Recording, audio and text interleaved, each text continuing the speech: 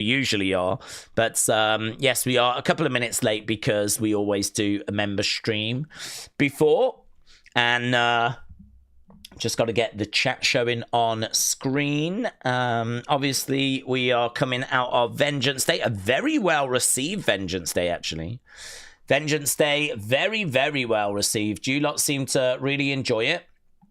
Some of the opinions and the feedback was very, very strong. So, yeah, you lot seem to have a good time with Vengeance Day, which was really good to see. Obviously, we've been getting some sort of mixed reactions out of wrestling. But there's been some good stuff. I mean, yesterday's Raw, I thought was pretty strong. It definitely was not as good as the week before, but the week before was excellent. So wrestling's in this kind of really interesting space where there's definitely things going on. There's definitely storylines. There's definitely things happening as we're heading towards WrestleMania. So that's good. I mean, it's better than where we were at points in 2025. It definitely does feel a bit more like WrestleMania season now. So yes, Saturday was very welcome. I mean, Saturday, you know, we had that fantastic match between Tatum and Izzy. I mean, that really was, for me, the highlight. But some of the street fights, you know, the stuff with Dion and Tony, the stuff with Blake battling Jada. Underground was okay. Main event was okay. But some good stuff. Some good stuff. Right, I've got a couple of things to do before we do the breakdown. One of them is, it is Wrestle Feud time. It's where I ask you if you will be kind enough to provide your feedback, and I really need your feedback as well, because I am a little bit behind with this. I meant to get it done yesterday. I did not get a chance. And I didn't even get a chance to kind of have it up throughout the whole of the member stream. So basically, if you click the link that is pinned at the top, then you can go over to the Wrestle Feud feedback. It's just a feedback form. And in the feedback form, it just asks you 4 questions, and I just need your answers to those questions. I'm just going to tell you the questions now so that anyone that clicks on it can understand what's being asked, right? So the 4 questions are, what is the best WWE couple of all time? So that can be in real life or it can be on screen. So, you know, loads of couples. If you think about in the 80s, and you think about during the Attitude Era, you think about Ruthless Aggression, you think modern day, plenty of wrestlers that are together, plenty of couples throughout the history of WWE. What would you regard as the best? I mean, maybe you go Vince and Linda, I don't know. I mean, that's an option. But, you know, there's loads and loads. So, best couples of all time, yeah? Then we've got, what is the worst WrestleMania main event? So, we're looking, I suppose, for the matches that close the show. So, obviously, there's probably been close to 50 now because we've done quite a few 2-day WrestleManias. But out of all of those, what would you class as the worst? What is the worst WrestleMania main event? We can't really include this year for anyone that wants to include this year because we haven't had them yet. They could both be absolute bangers. But what would you class as the worst? Who do you think is the best in-ring performer in 2026 in WWE? That's the 3rd question. I thought about that one because AJ Styles had just retired. So I was like, that's a good question, actually. Who's the best in-ring performer in 2026? So, obviously, current roster. Who do you think is the best? I think we should get some really interesting answers back on that one. And then just a bit of a fun one. This is one that might need just a little explaining.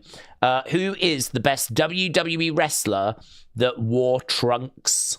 So, if you think about Hogan, he wore trunks. They were just yellow trunks.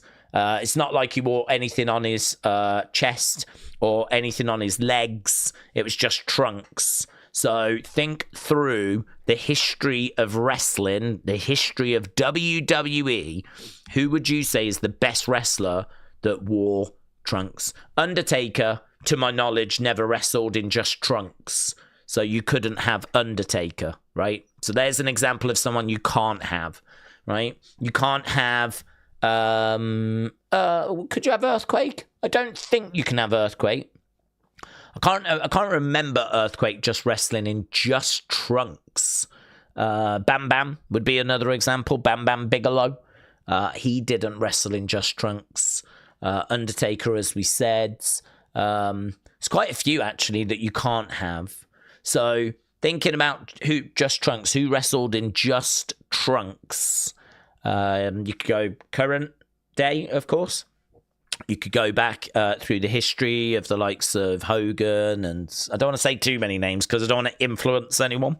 But yeah, it's where you don't have anything on your chest or your arms, nothing on your legs. It is literally just pants, just like trunks, briefs. I don't know what you call them. So, yes, just a bit of a fun question at the end. So those are the 4 questions. Click on that. Provide your feedback. Trying to get to 100 feedbacks at the moment. We're sitting on about 10. So we need to get a little bit more. So your feedback is greatly appreciated. Right. We said that. My folks are back now. My parents came back about an hour and 15 minutes ago-ish. So it was literally like a minute or 2 before the member stream was meant to start. Their car pulled up. So today was the day that, because they've been trapped in India, they were meant to fly back on Thursday. But because of what's been going on in Iran, it's not been possible. They were meant to go from India to Dubai, and then from Dubai back to the UK, and all the flights got cancelled. So they were meant to go on Thursday, but that wasn't possible. So they were there Thursday, Friday, Saturday, Sunday, Monday. This was the first flight back for them, and it was touch and go as to whether it was going to be possible. But they managed to get on. They managed to get back, and they walked through the door about an hour and 15 minutes ago. So the only reason I'm telling you that is because there are things that have fallen behind on the channel. They've been away for about 3 weeks. So there's been 3 weeks of me sort of having to look after the dog, me having to kind of sleep downstairs and let the dog in and out whenever she barks. So I've been trying to juggle that. So now that's done. I'm so excited to just... I'm excited to have a good night's sleep, right? A proper I just want to sleep. And then I'm excited to just get back up and caught back up with everything. So I feel like we did pretty well keeping the streams going. We did, Elimination Chamber, we did NXT, we did all the streams, didn't miss any streams. Like, we did all of that, but yeah, there's a few unseens that could have got done that didn't get done. And just a few other bits, like we need to do the Hall of Fame for this month, and all that kind of stuff. So definitely looking forward to getting caught back up again. So let me have a good night's sleep first, and then we should be making progress. So just wanting to let people know that, because I do have people going, where's Unseen gone and what's happening with this and blah blah blah, and that's what's been happening. And now we can make progress. So let's get over to the preview, and then we'll jump into the chats. So, NXT. Okay, NXT champion Joe Hendry and North American champion Myles Borne are taking on Ricky Saints and Ethan Page. Ricky and Ethan together as a team will be fun. I've been enjoying Ricky as a heel, actually, and I've been enjoying his friendship with Ethan. So, obviously, it feels like Ethan and Ricky are going to be on a bit of a collision course. It feels like a triple threat is loading. I wouldn't be shocked if it is Ricky, Ethan, Joe, triple threat at Stand and Deliver. So, I'm interested to kind of see how this gets us to potentially that. So, yeah, a bit of a nothing tag match. I mean, it doesn't really matter who wins, but a lot of star power. I mean, I think if it comes to what does the top of your men's division look like at the moment, that right there, that's it. That is the top of the men's division right now. I mean, there's not really too much more that you could put in there, is there? I mean, I know we're trying to grow the likes of Keanu Carver and Sean Legacy and Jackson Drake. We're trying to bring those people through. Obviously, you got Josh Briggs around. There's people around. But I don't think you can make much of an argument that is not the top of the division. Those three in particular, obviously we've really pulled the trigger on Myles by making him the mid-card champ. So, yeah. I mean, in that regard, it's a bit of a showcase match. Like, this is the top end of the men's division right now. I definitely think it could do with a bit of support, which is why it's a bit crazy that we have not brought someone down from the main roster. Just as an anchor, really. Just as a support. Just as someone there to, provide a little bit of star power. Just, kind of... We've done it so many times. We brought Finn Balor down. We brought, for the women, Becky down. We brought Charlotte down. We had Seth do the odd match. Baron Corbin got moved down. Kind of on a permanent basis. We've had Mustafa Ali get moved down. We've seen people go back down to NXT. And we've seen people just sort of like Bayley come down. I said, actually, this time last year when we did Vengeance Day in 2025, that card had Bayley, Grayson Waller, and Austin Theory. They were all on last year's Vengeance Day cards. This year, we didn't have a single main roster star come down to, lend support. I don't know why. I mean, ratings are okay. They're all right. Things are okay. It's just a bit of a surprise that we're not doing that when it feels like the men's division is just a little bit light with people coming through, but it just feels like it could do with a little some support, a little something. Just a little something. I mean, it's going to be fine. There's some great talent coming through. I really like Keanu Carver. I like him a lot. I think there's some good talent that's, working its way through. Jackson Drake and Swipe Right, I think, are a really good tag team. So there's some good stuff, but, that's a bit of a showcase. Then we got Sol Ruca against Lainey Reeds. I don't know what that match is, to be honest. I don't think... Oh, yeah, no, Lainey said that she's just going to try and deal with Sol, didn't she? I was trying to think if it was like in a speed tournament or something. It's not, is it? It's just that Lainey said that she'll deal with Sol Ruca because Sol Ruca's a bit of a problem for JC Jane.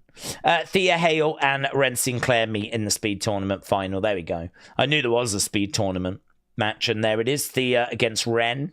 Then we got Jasper Troy, Eli Knight, Sean Legacy in a triple threat. So, I mean, that feels a bit like, hey, here's some next generation guys that are going to battle out, yeah? So there's the top end of our men's card. There's the next generation, right?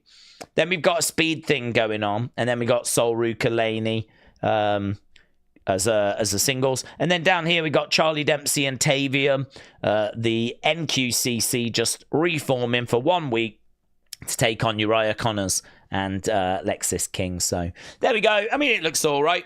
It looks like a pretty standard episode of NXT. Hopefully it's going to have some fireworks. Obviously we're on the road to Stand and Deliver. Actually, I think we're on the road to Roadblock, are we not? There is a special that's coming up soon, which is Roadblock, and I'm not sure as to when that is.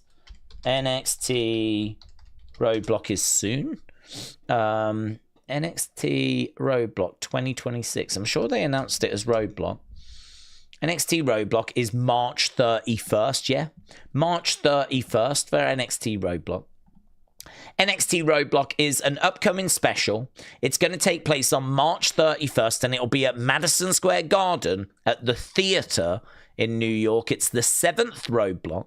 It's an NXT brand show, and it's just on a Tuesday. So it's just going to be a Tuesday special. So it's not like a Saturday weekend thing. It's just like one of the Tuesday NXTs is going to be Roadblock, and it's going to be at Madison Square Garden. It's kind of crazy if you think about it. We just did Vengeance Day at the Performance Center. That was on a Saturday. That was a PLE. And yet, coming up soon, we've got Roadblock, but that's just on a Tuesday. But that's going to be at Madison Square Garden. I feel like we've got that the wrong way round. So, yes, we're building to Roadblock. Sorry. We're building to Roadblock. That's on the 31st. And then, not long after, will be Stand and Deliver. Lovely. There we go. Dean, shout out to you. Hope you're doing well. Hello. People saying hello. People chatting away. I do have my feedback form pinned. Don't forget to leave your feedback. It's greatly appreciated. Edward said, are we ready for the NXT fallout from Vengeance Day? Born ready. Should be good. Because Vengeance Day was good. I think we've got some good momentum at the moment. Sock Dots said, Daze, I've done submitting the questions. Ober is the new Goldberg or Brock, said Sock Dot. Sock Dot, thank you. Thank you for your feedback, buds. So, yeah, Ober is a serious talent. Obviously, crazy aura. I was really surprised he got that clean win over Rusev. I thought that was just going to be the start of a feud, maybe lead into WrestleMania. The fact that he got the clean win does make me wonder if they are just sort of getting him ready for Brock. It's not been the rumor. The rumor up to this point has been LA Knight, but maybe they're trying to get him, get Rusev out the way. I mean, he dealt with Rusev very comfortably. So, I mean, where do you go from Rusev? Where do you go after that? I mean, if you can deal with someone like Rusev comfortably, that says to me that you're going to be able to deal with like a Sheamus quite comfortably, potentially a Shinsuke quite comfortably. I mean, this guy's mid-card champ already level, isn't he? I mean, I think he'd have a job against Carmelo.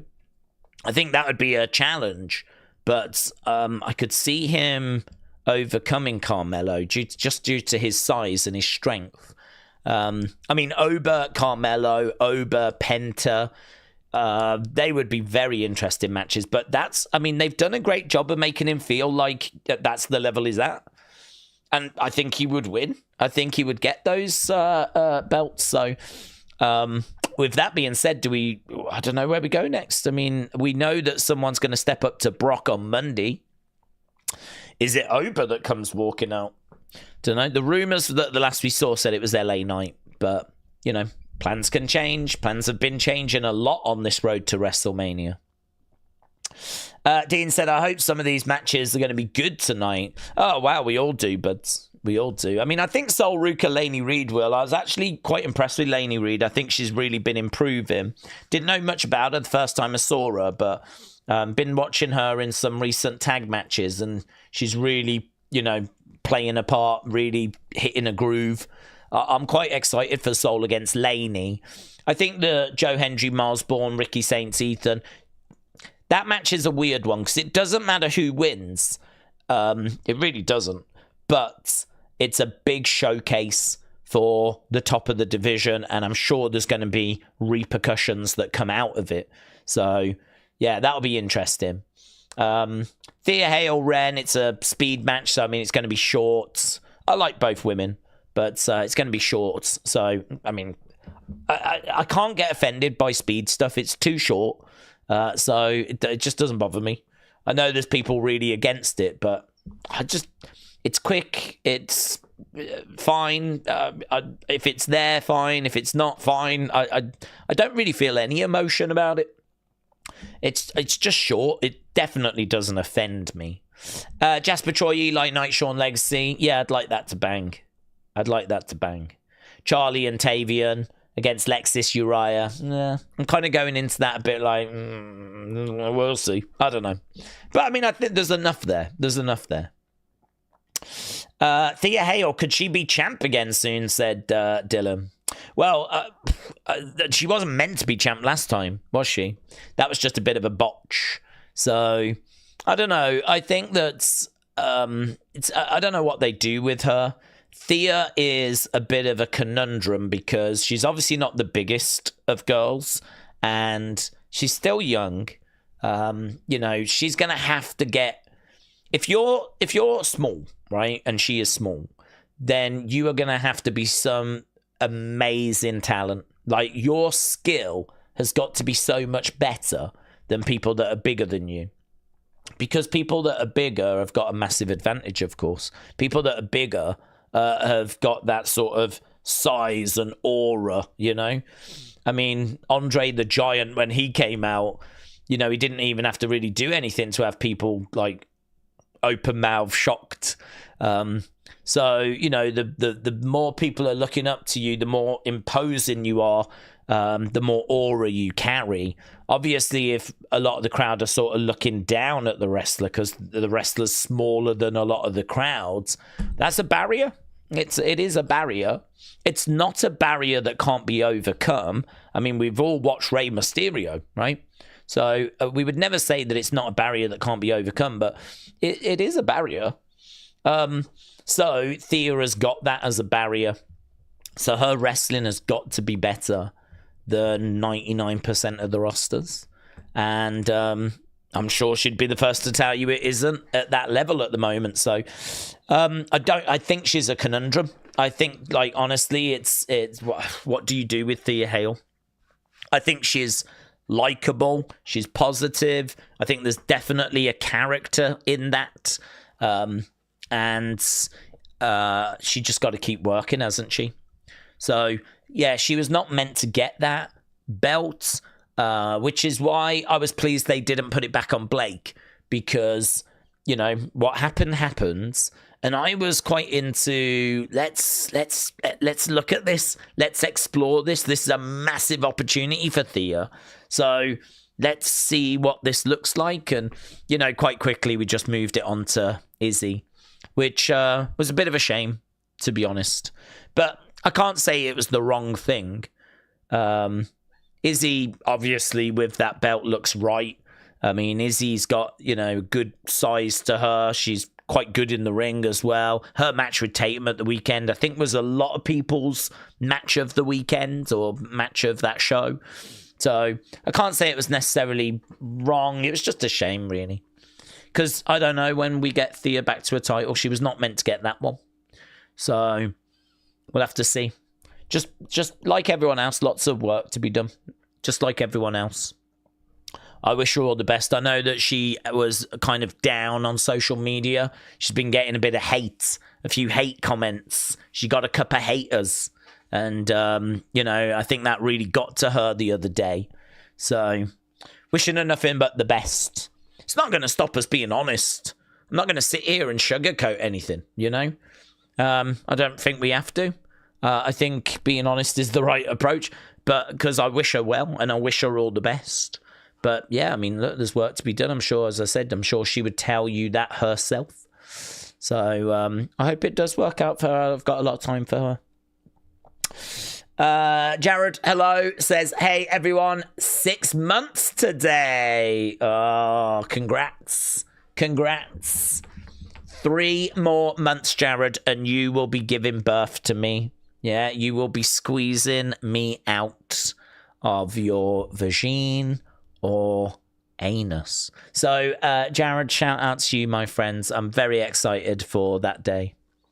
And shout out to Jeebus the Savior as well. Jeebus, thank you. Thank you for joining us. Kader said, Daze, this is a hard question, but if you could remove one wrestling move from history, what would it be? If you could remove one wrestling move, what would it be? Well, my brain goes to, is there a move that injures people that is just not necessary? You know, I think about things like the flying headbutt. I don't understand why Chad does that now. I mean, I think we know a lot about, you know, head issues with Benoit and things like this. Like, I really don't understand why we need it. I don't understand why we allow it. I mean, MMA, for example. MMA have got rules of things that you can't do in MMA, right? It's not like you can just go in there and do anything you want. So even in like cage fighting where 2 people are locked in the cage and they fight, there's still things in there you're not allowed to do. And I feel like with pro wrestling, it's absolutely fine if there's things we have that you're not allowed to do. And certainly as we've kind of learned more about stuff. So I think if you was to remove like headbutts, flying headbutts, things along those lines, would we be in a better place how much damage has been caused with that, with concussions that we didn't know about back in the day. How much of that did play a part in the Chris Benoit tragedy? I don't know. A lot of people say that the amount of flying headbutts that he used to do played a part in it. So if you ask me about what move should be removed, then my brain kind of goes to a place like that. I mean, you could go a different way and start thinking about moves that just look rubbish. I think about, like, there's that one that Alexa and Liv enjoy doing whenever they wrestle, which is where they get into a small package and they start trying to reverse, right? So they'll get into a small package and, like, Alexa will reverse and she'll pin Liv will reverse and she'll pin Alexa, and they keep reversing. They end up, like, in a ball rolling around the ring. And I just think it looks so stupid. I mean, I think it stops being people trying to reverse each other, and it just starts to become like a circus show. I just think that move looks so dumb. There's quite a few, actually. I mean, Tree of Woe as well. In the corner where they're upside down, right? In the corner. And then they sort of hold on to the ropes. And then the person jumps onto them. Like, I feel like that move you have to suspend disbelief. Like, why are they not using their core strength to kind of sit back up again and try and free themselves? Why is it that they're just sort of holding the rope so that they're horizontal so the person can stomp down on them? That sort of Tree of Woe spot, I've always struggled with it and the believability of it. I've never really enjoyed that. I don't find that to be a good move. I don't find it to be a clever move. I don't understand the psychology of it. I don't know why the opponent would do it. There's been other people saying, well, they do it because otherwise they'd just be upside down and the person could maybe jump on their head or whatever. But the person can jump on their head if they're still holding themselves up. I mean, the person could stomp on their head. So, I mean, you're not really doing anything by doing that. I don't understand. I don't understand the Tree of Woe. I don't understand the psychology of the Tree of Woe, right? I mean, if the person is, like, out and they're, like, upside down, I don't mind it then, because they're sort of unconscious and there's not, they're just out. But it's when they hold themselves and use those ropes. So, I mean, there's moves like that I'm like, I don't get why we do this. I don't understand. Right now, I'd love to ban the suicide dive. I feel like every match has a suicide dive, and I feel like it's so overdone. It's like this generation's super kick.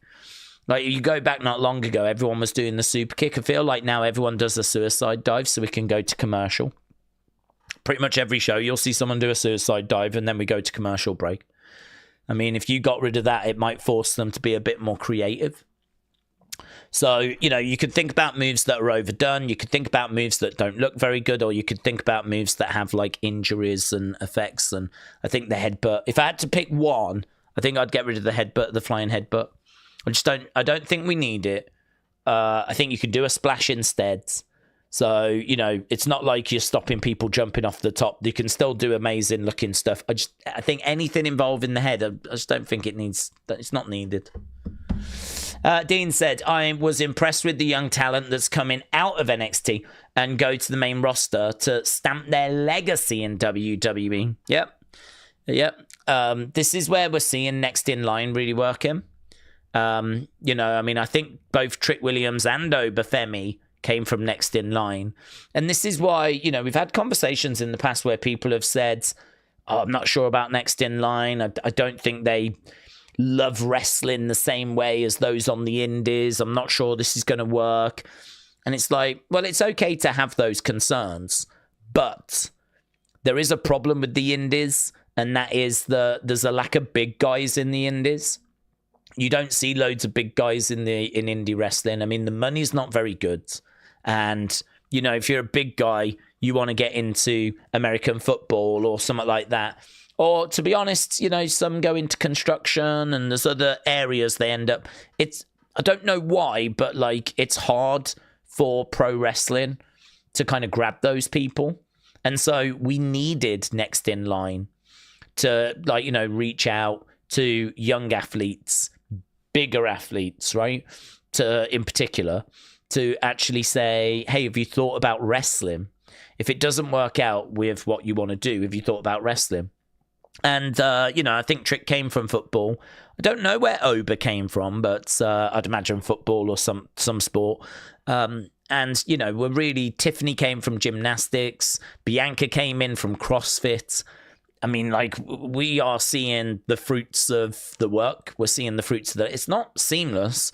I mean, you've got to remember that a lot of those names that we're talking about are amongst the first names to ever really come through that system. I don't even know technically if Bianca was next in line, but she pretty much was still next in line. She was identified by Mark Henry at a CrossFit event.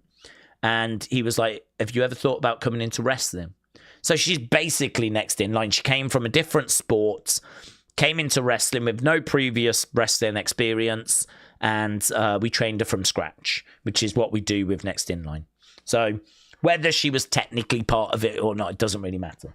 But same thing, same result. So, it's still very early, to the point where Bianca might not have officially actually even been Next In Line. But we're seeing results, aren't we? We are seeing results. Javon, I think, was Indies. Javon, I'm sure, wrestled in AEW a few times and had been on the indie scene. So, he came through the indie circuit. He was different. But Oba, Trick, those guys, I believe, were next in line. And great.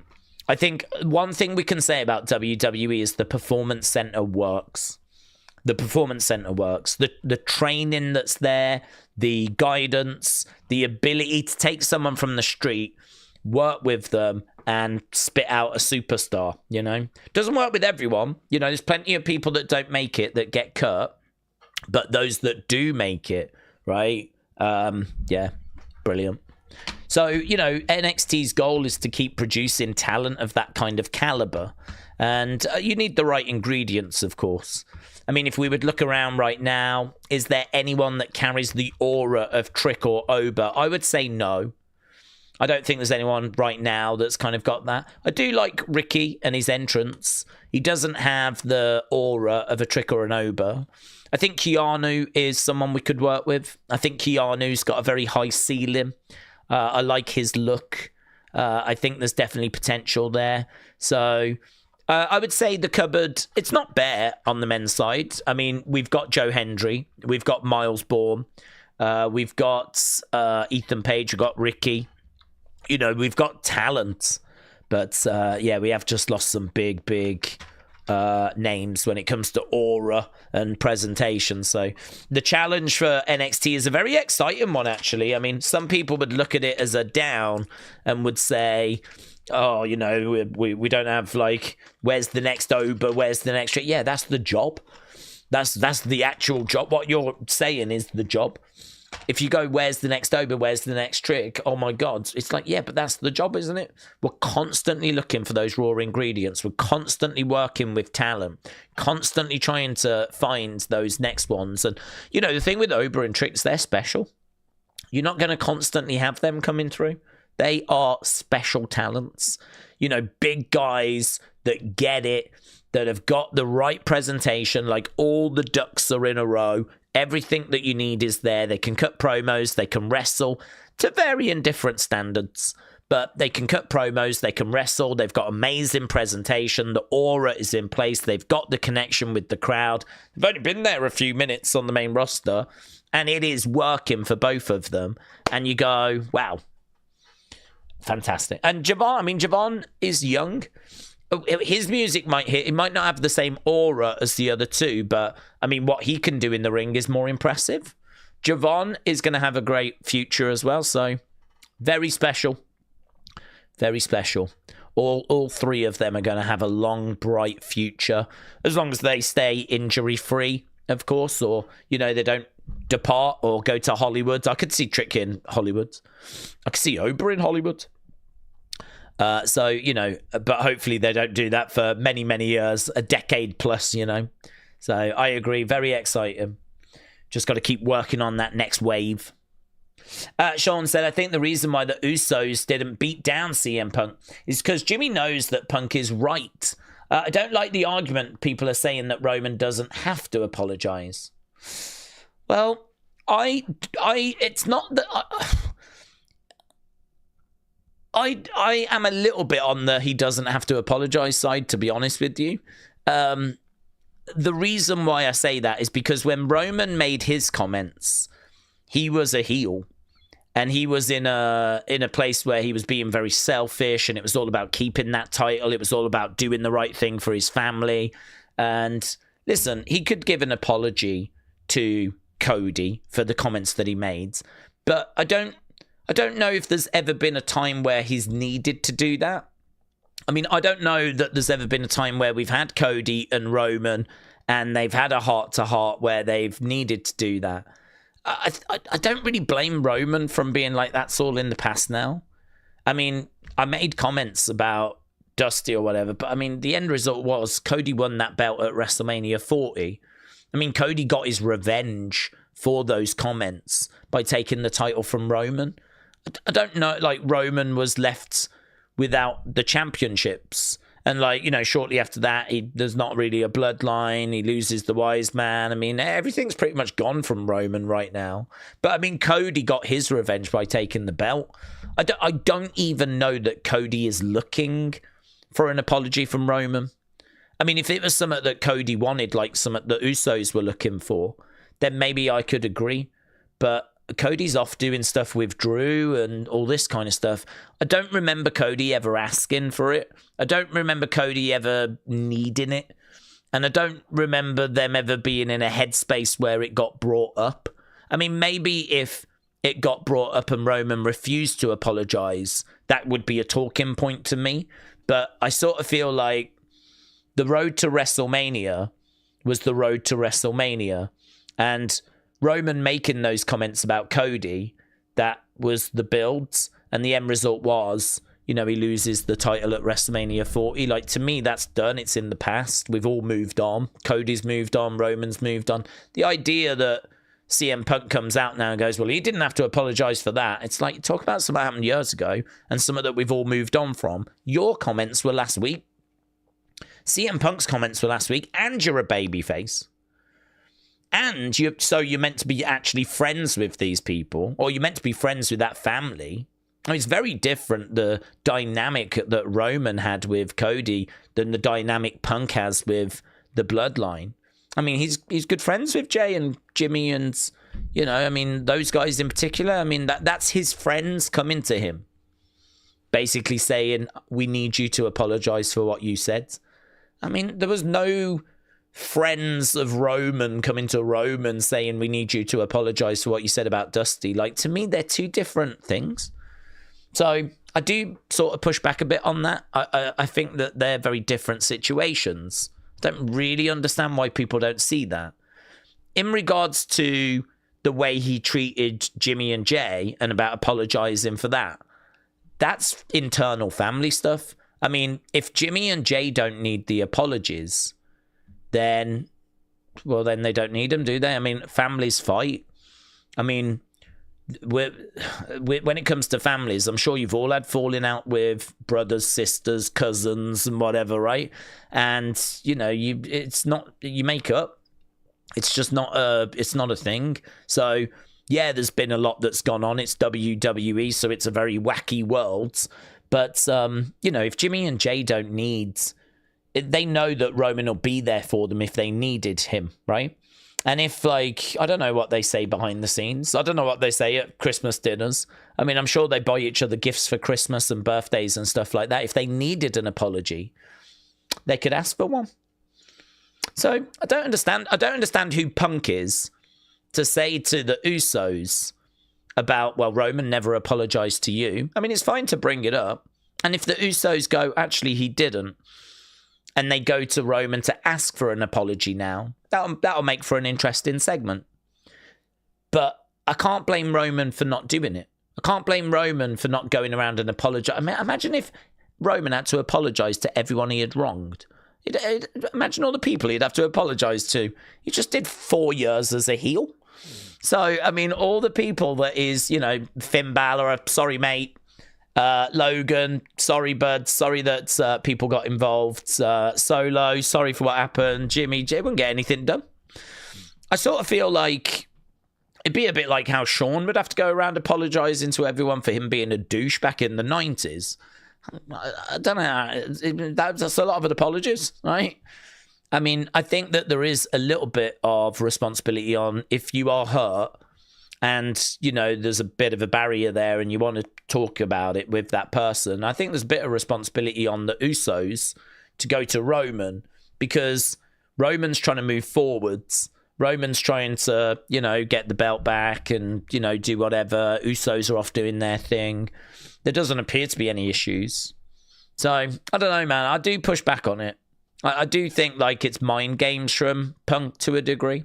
I think CM Punk is doing a bit of whataboutism, which is very popular in this day and age, which is, okay, I might have done something wrong, but what about him? And it's like, well, we're not talking about that. It doesn't matter. That's a whataboutism. We're not interested in that. We're talking about you and the comments you made last week. Don't worry about Roman. This has got nothing to do with him.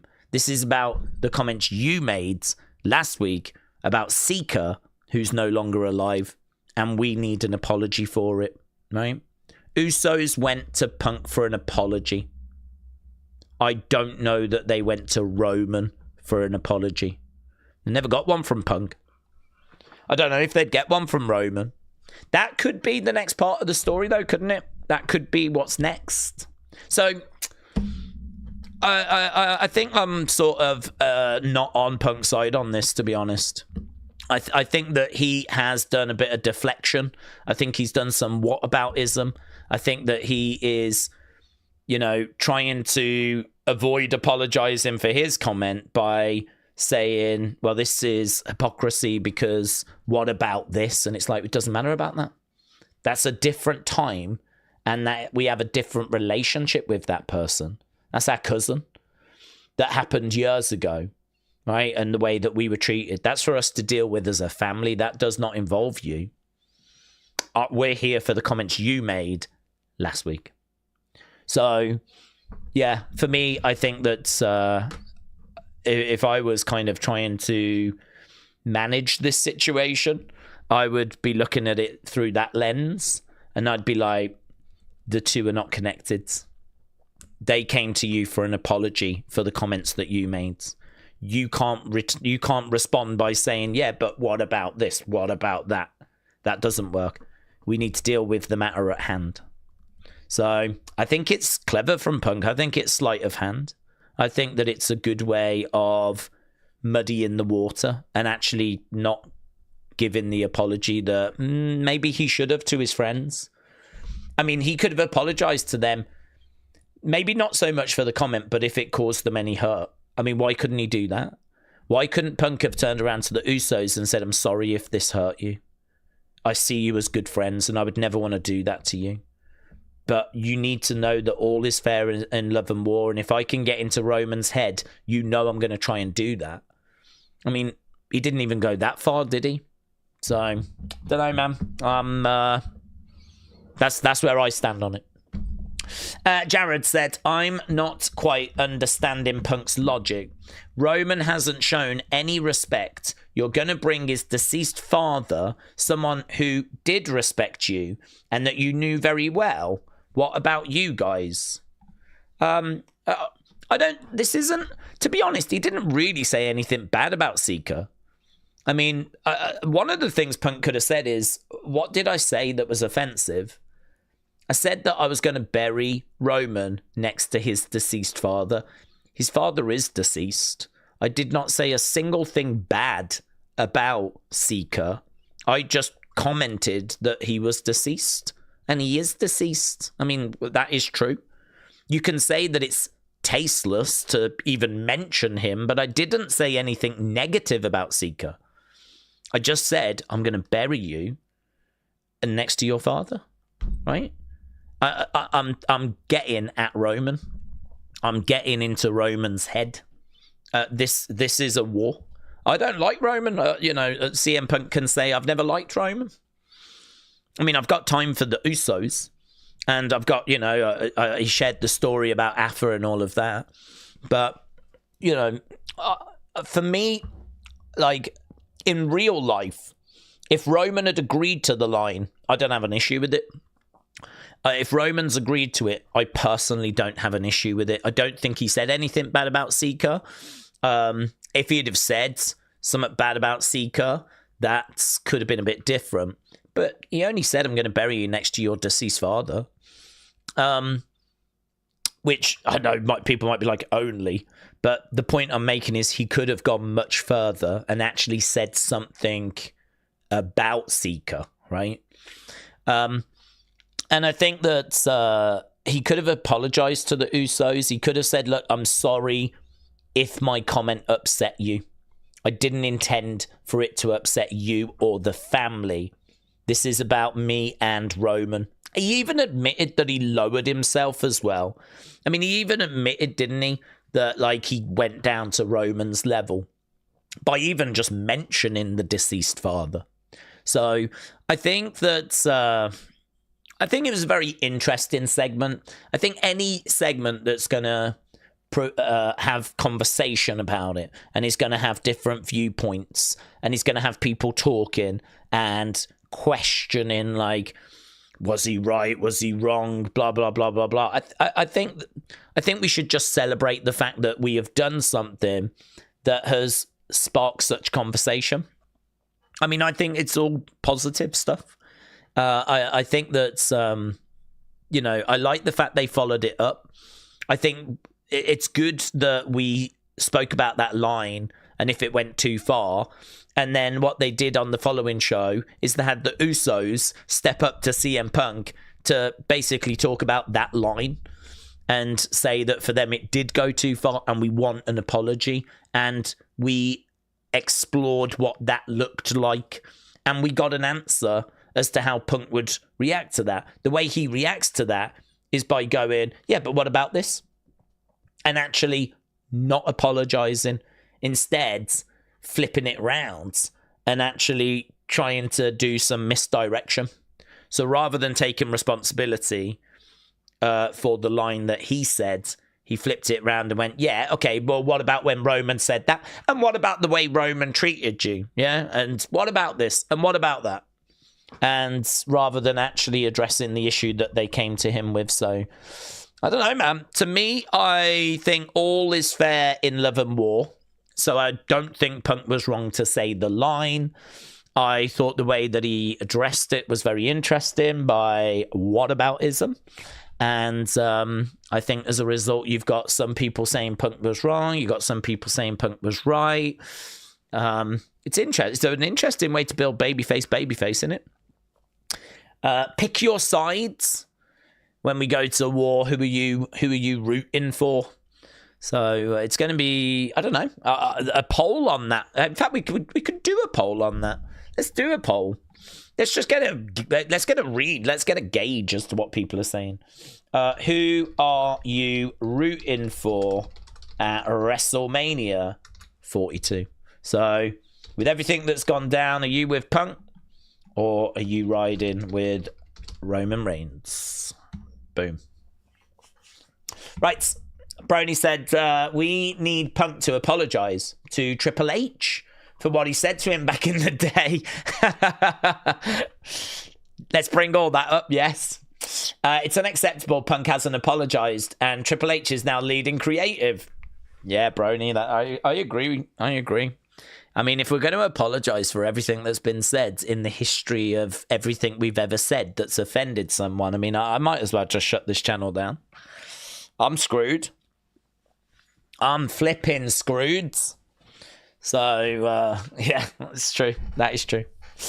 Chris said Punk is basically being a gaslighter, mind games. It might be if Roman had to apologise for everything he did, we'd never have a match again, said Chris. I mean, I'm not down on Punk doing it. I'm not against Punk doing it. I'm not against Punk being the one to turn around and say, yeah, but what about this? What about that? You know, I mean, part of it is that he has said a line, right, which is controversial. And now is in a situation where, and he's done it to get in Roman's heads, right? I mean, he's done it because he wants Roman, and you saw the effect it had. Roman was like floored by it. You know, all of a sudden it made Roman start to think about his dad. Roman wasn't thinking about his dad's. And all of a sudden his dad gets brought into it, and it's like, you know, I mean, that just knocks Roman for six. And that, you know, Punk might feel the repercussions of that when we see Roman on Monday, and that's going to be really interesting. But Punk is doing it to try and play the mind games. So Punk's not going to want to apologize for that line. He's not going to want to show a weakness, you know? He knows Roman will be watching that segment, yeah? So he's not going to... He can't really back down and retreat from that line. But equally, he can't go any further with it either. I mean, he's got no issue with the Usos. So he's not going to go off on the Usos. And he didn't, you know? If anything, he's trying to cause more problems because he's trying to plant some seeds by going, okay, whilst I've got you here, right, whilst you want to have a go at me, did Roman ever apologise to you for the way that he treated you? Which might plant a seed in the Usos' heads. And now the Usos might be like, do you know what? Actually, he didn't. And I could do with that. Maybe next week we see the Usos go up to Roman going, listen, we dealt with Punk, right? We weren't going to let him mention Seeker like that and let it slide. But he did raise an interesting point. We could do with an apology for what went down during the... I mean, we could end up with something like that, right? And it's just another dub for Punk, isn't it? Because Punk has turned some angry Usos, right, confronting him, into a weapon where they're now going to go and ask Roman for apologies. He's not turning the family on each other, but what if Roman doesn't apologize? And what if the Usos then feel slighted by... All of a sudden, there's like this inter-family turmoil that CM Punk has caused. So, you know, them coming to him for an apology has now been turned into a weapon that he's sent back. So, I mean, I don't know if that's what we do next week. If it is, it's clever. It's clever from Punk. It's clever. It's very clever. So I like the segments. I really do like the segments. I think they're thought-provoking, and they give you options about which way, you know, to go forward.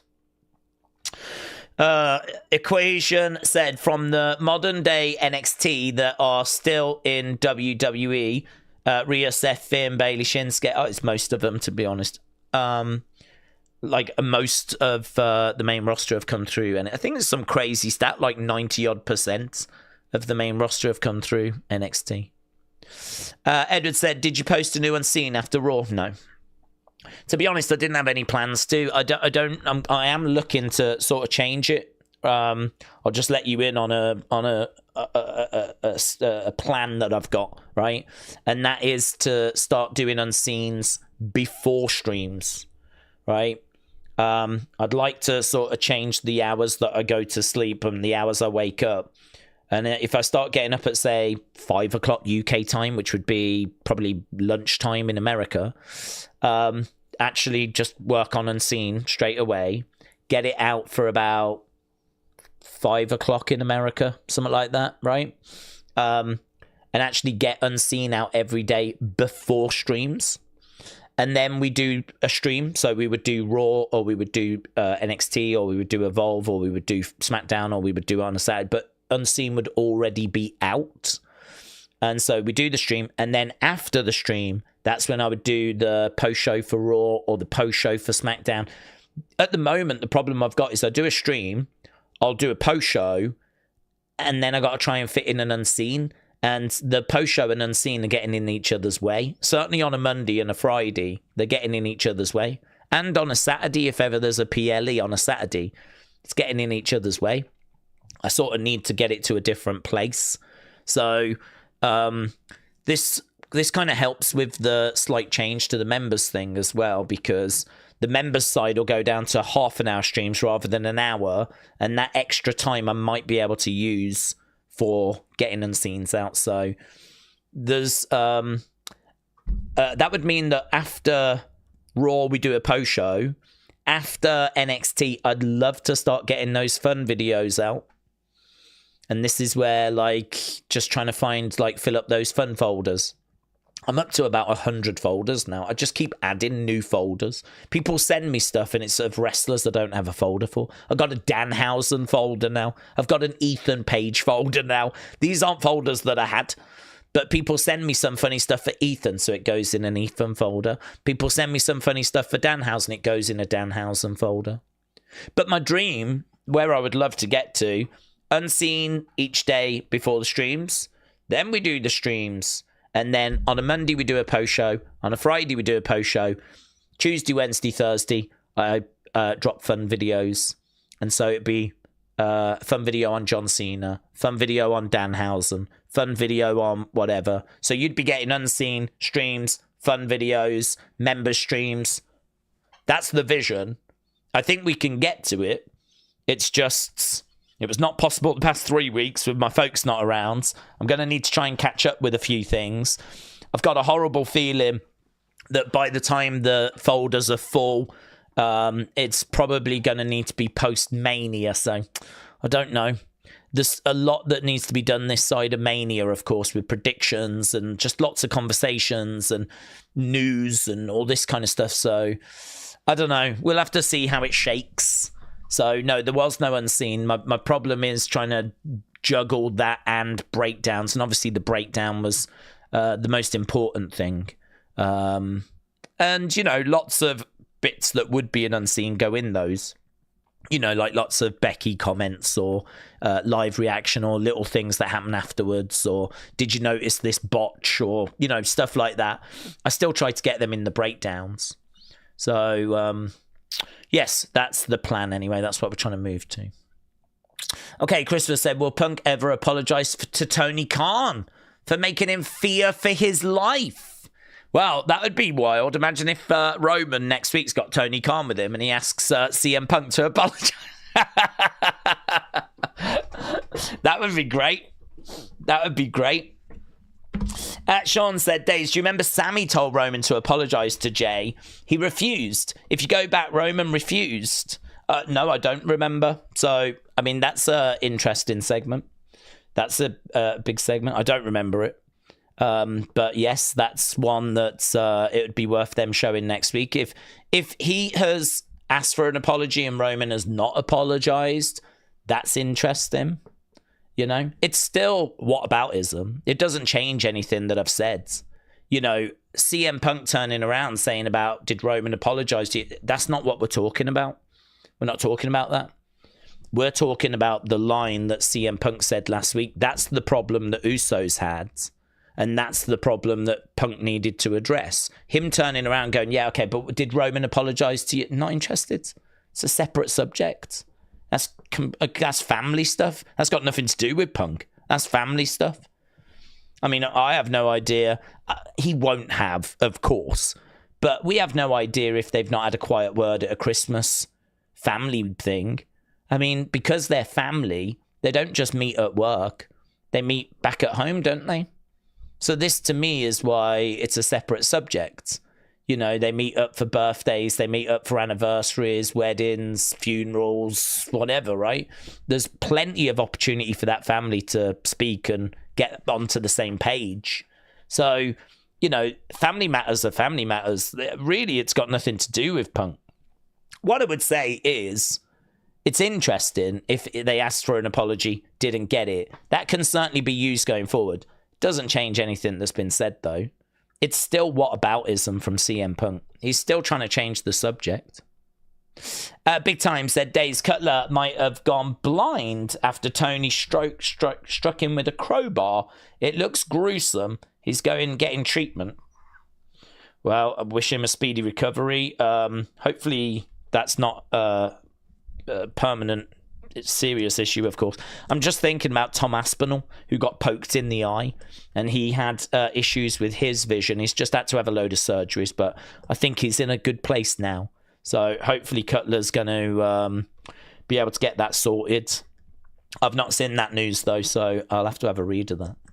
Sounds awful. Christopher said, does NXT start early?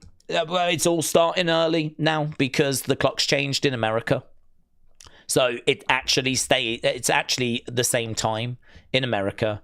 This is what was causing a bit of confusion the other day, is all the graphics still say 8 Eastern, which is the normal time. But the time difference between America and the UK and Europe is shorter now because they changed their clocks. So everything's going to be different. Everything's going to be an hour earlier. SmackDown, Raw, NXT, everything. Because the clock's changed. So I don't know about AAA actually, because that's in Mexico, isn't it? So did they change? They probably changed their clocks as well. We'll find out. Not sure. But yes, this starts in 55. That's probably still throwing people out, isn't it? It's probably still causing confusion. There was lots of that yesterday. Lots of people jumping in going, well, I missed the first hour, you know? And I'm sure we'll get that tonight as well. Right, Triple H has been booking Roman like shiz. I'm glad I'm not the only one who thinks that. Hopefully Roman can come with some good lines next week, says Brony. He has been booking him like shiz. I mean, I think it's fine to sort of move him away from the title so that others can have a run with it, right? I don't have an issue with that. But you better have like a really good feud lined up for him. It obviously doesn't help with Roman's absence. I don't think you get much chance to build much because he's not around much sort of before like certain shows. So I think, you know, obviously his contract is a big issue. Whether Roman could be cutting some stuff at home and, you know, providing some content that way, I'm not sure. I don't know how much like leeway there is. I don't know what he would be like willing to do, whatever. Perhaps Roman could do the odd sort of little thing that he says and just sends over. Or, you know, maybe someone could relay messages, you know, like the Usos or someone could send messages like, this is what Roman had to say, so that, you know, we can still keep the narrative moving forwards. But bottom line is, like, he needs some really tasty feuds, and he's just been faffing around, hasn't he? He was faffing around with Bronson Reid, which you can sort of understand them trying to build Bronson up. I mean, I don't think any of it worked. I don't think any of it worked, personally. I don't feel like Bronson is a bigger star now than he was before he joined the Vision. I mean, when he joined the Vision, or before he joined the Vision, Bronson was in a feud with Braun Strowman, which was so good, so exciting. And he was like tsunamiing Braun on top of that car, and it was just bursting through walls. It was really good. I mean, that to me is still the best thing Bronson has done. Still the best thing Bronson's done. I did enjoy all the tsunamis on Seth back in the day as well, but most of what Bronson's done in the Vision has just not felt very inspiring. I mean, maybe part of it is the fact he's a bit eclipsed by Braun. And so he's not really been the focus. He's not, and it's a shame, isn't it? Because I think he would have been the focus when Braun got injured, and then Bronson not long after gets injured. So, yeah, the booking for Roman has been rubbish, and it needed to be better. I do think there are some mitigating circumstances with the reduced schedule, but still not much of an excuse. It still should have been better. We still should have found ways around it. But to be honest, 2025, eh? The memories. Yeah, the memories. I don't think we can necessarily sit here and find a great deal to be positive about when it comes to 2025. And I think Roman probably falls into that pot as well of not having a great year. Most of Mexico does change their clocks, says Jim. Right. Changing at the time is dumb, says Jim. Yeah, I'm not a fan of it. I'm not a fan. I mean, I think it was to help the farmers, wasn't it? I think it was like to help the farmers and extend the farming time, whatever. But I don't know. I don't know if it's necessary in this day and age. Don't know if it's beneficial. If it is and it works for the farmers, then fine. You know, whatever. But yeah, it does suck. I mean, like, constantly catches me out. I had no idea as well. I mean, it's one thing to try and remember the UK when we change clocks. But in America, you do it at a different time. We didn't change as yet. As changes, I think, later this month. So I had no idea. Most people don't have any idea that America have changed their clocks. So it was one of those bits of information that I just did not have and I didn't know. And I was so confused because people were like, yeah, it's starting an hour earlier. And then you look at all the posters and it all still says the same time. And you're like... And then someone's like, yeah, the clock's changed. You go, blimey now. Of all the things to try and remember and all the things to try and be aware of, that one completely passed me by. So, Denise said it gets irritating. No one complained when Brock had his contract, but when Roman has got the same contract, everyone gets upset. Roman has got leukemia and we're lucky to have him at all, says Denise. Well, yeah, true. I mean, his reduced schedule... I don't think it is just for the leukemia, though, because I think he's been battling that throughout most of his life. And obviously, when he was in the Shield and when he was around in the 2010s, he was working a full schedule. So I don't think that it is the leukemia. I think that he's just got to the point in his career where he can do that now. And it's probably beneficial for him to do that. And it's certainly beneficial from his family's point of view, right? I don't begrudge it him. I've never begrudged it him. I've never complained about it or moaned about it. I sort of feel like Roman has served his time. He's paid his dues, and now he's getting the reward for that. I actually quite like attractions in wrestling. I quite like the fact that we don't have people around week in, week out. I don't see that as a positive. Back when I was watching wrestling back in the 90s, right, when I first got into it, you wouldn't have Hogan or Bret Hart on every episode of Raw. You know, you wouldn't see them every week. In fact, it would be like, join us next week, the champ's on the show. And you'd be like, oh my God, that'll be good. Because you didn't get them every single week. Whereas now, we get like Punk every week, or we get whoever every week, Cody every week. It doesn't feel special. When you see them now, it's just, okay, here's Punk, this will be a big segment, you know, this will be good, they'll have something to say, they'll make sure this is good. Whereas, like, with Roman back next week, you know, or when Roman ever's around, or Brock being back next week, like, it feels bigger because you don't see them every week. So I don't really, I'm not really down on it. The only downside is that it can be a struggle when you're trying to build a feuds, and it can be a struggle if you want to tell like a good, meaningful story. If you've got someone that just comes in for a couple of dates and then it's SummerSlam, you know, you just don't have time to do anything. Like that is a problem. I mean, there's no way around it. It is a problem. You do need like a good few weeks build in certain shows.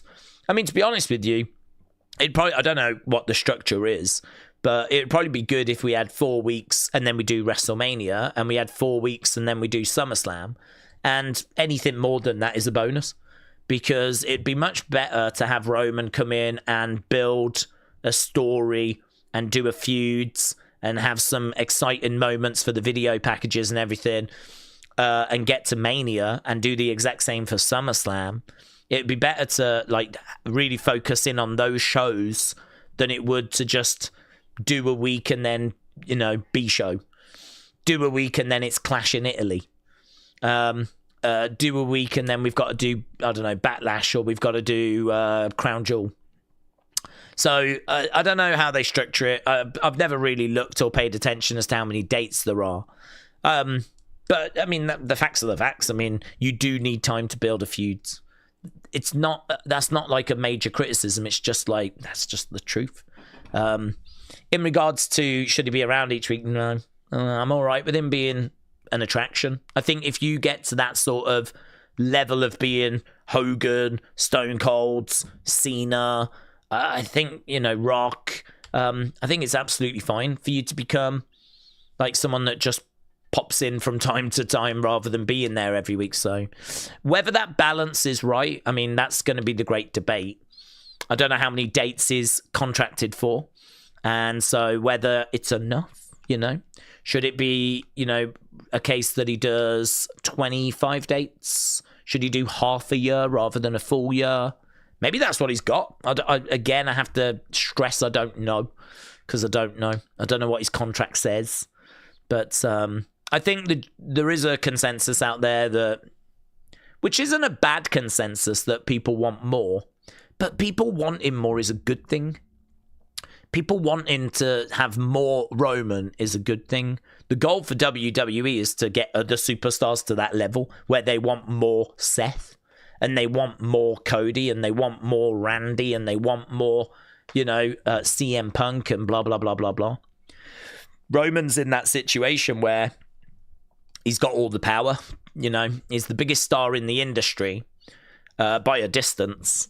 And as a result, he can go into the negotiating room and negotiate himself a pretty sweet deal. And I'm not down on him for that. But there are people out there that are. Okay. I used to get excited every time The Undertaker was on the show. Yep. Humble Rumble, shout out to you. Yep, same. If Undertaker was on, that was like, oh my God.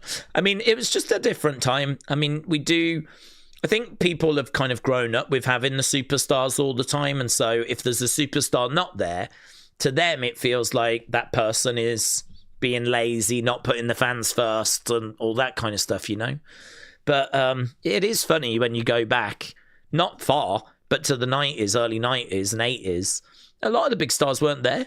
I mean, the shows were about an hour in length, and they were mostly squash matches. So it meant that it was not superstar versus superstar, it was superstar versus jobber. So if you had 5 matches, you had 5 superstars, not 10. And you couldn't fit the whole roster on each show. There was a lot of people that would miss out. They'd try and make sure there was a good mix. They'd try and make sure that there was a star on there. But I mean, it was not Hogan every week. I mean, in fact, they was using TV to try and sell tickets to the live events. So you would tune into TV and you'd hear about events that were going on. And if you want to see Hogan, or you want to see The Warrior, or you want to see Undertaker, or you want to see Macho Man, buy a ticket, go to this live event. You should be able to see them, And so the TV was sort of a vehicle to advertise for the live events. Obviously, as time has gone by, that has changed. TV money has grown and it's become the driving force. So the money they make from live events now is inconsequential, but the money they make from TV deals is what drives the business. So all of a sudden now, like, the best stuff is on TV. The best stuff is on Raw, SmackDown, PLEs, of course. Even PLEs have changed, though, haven't they?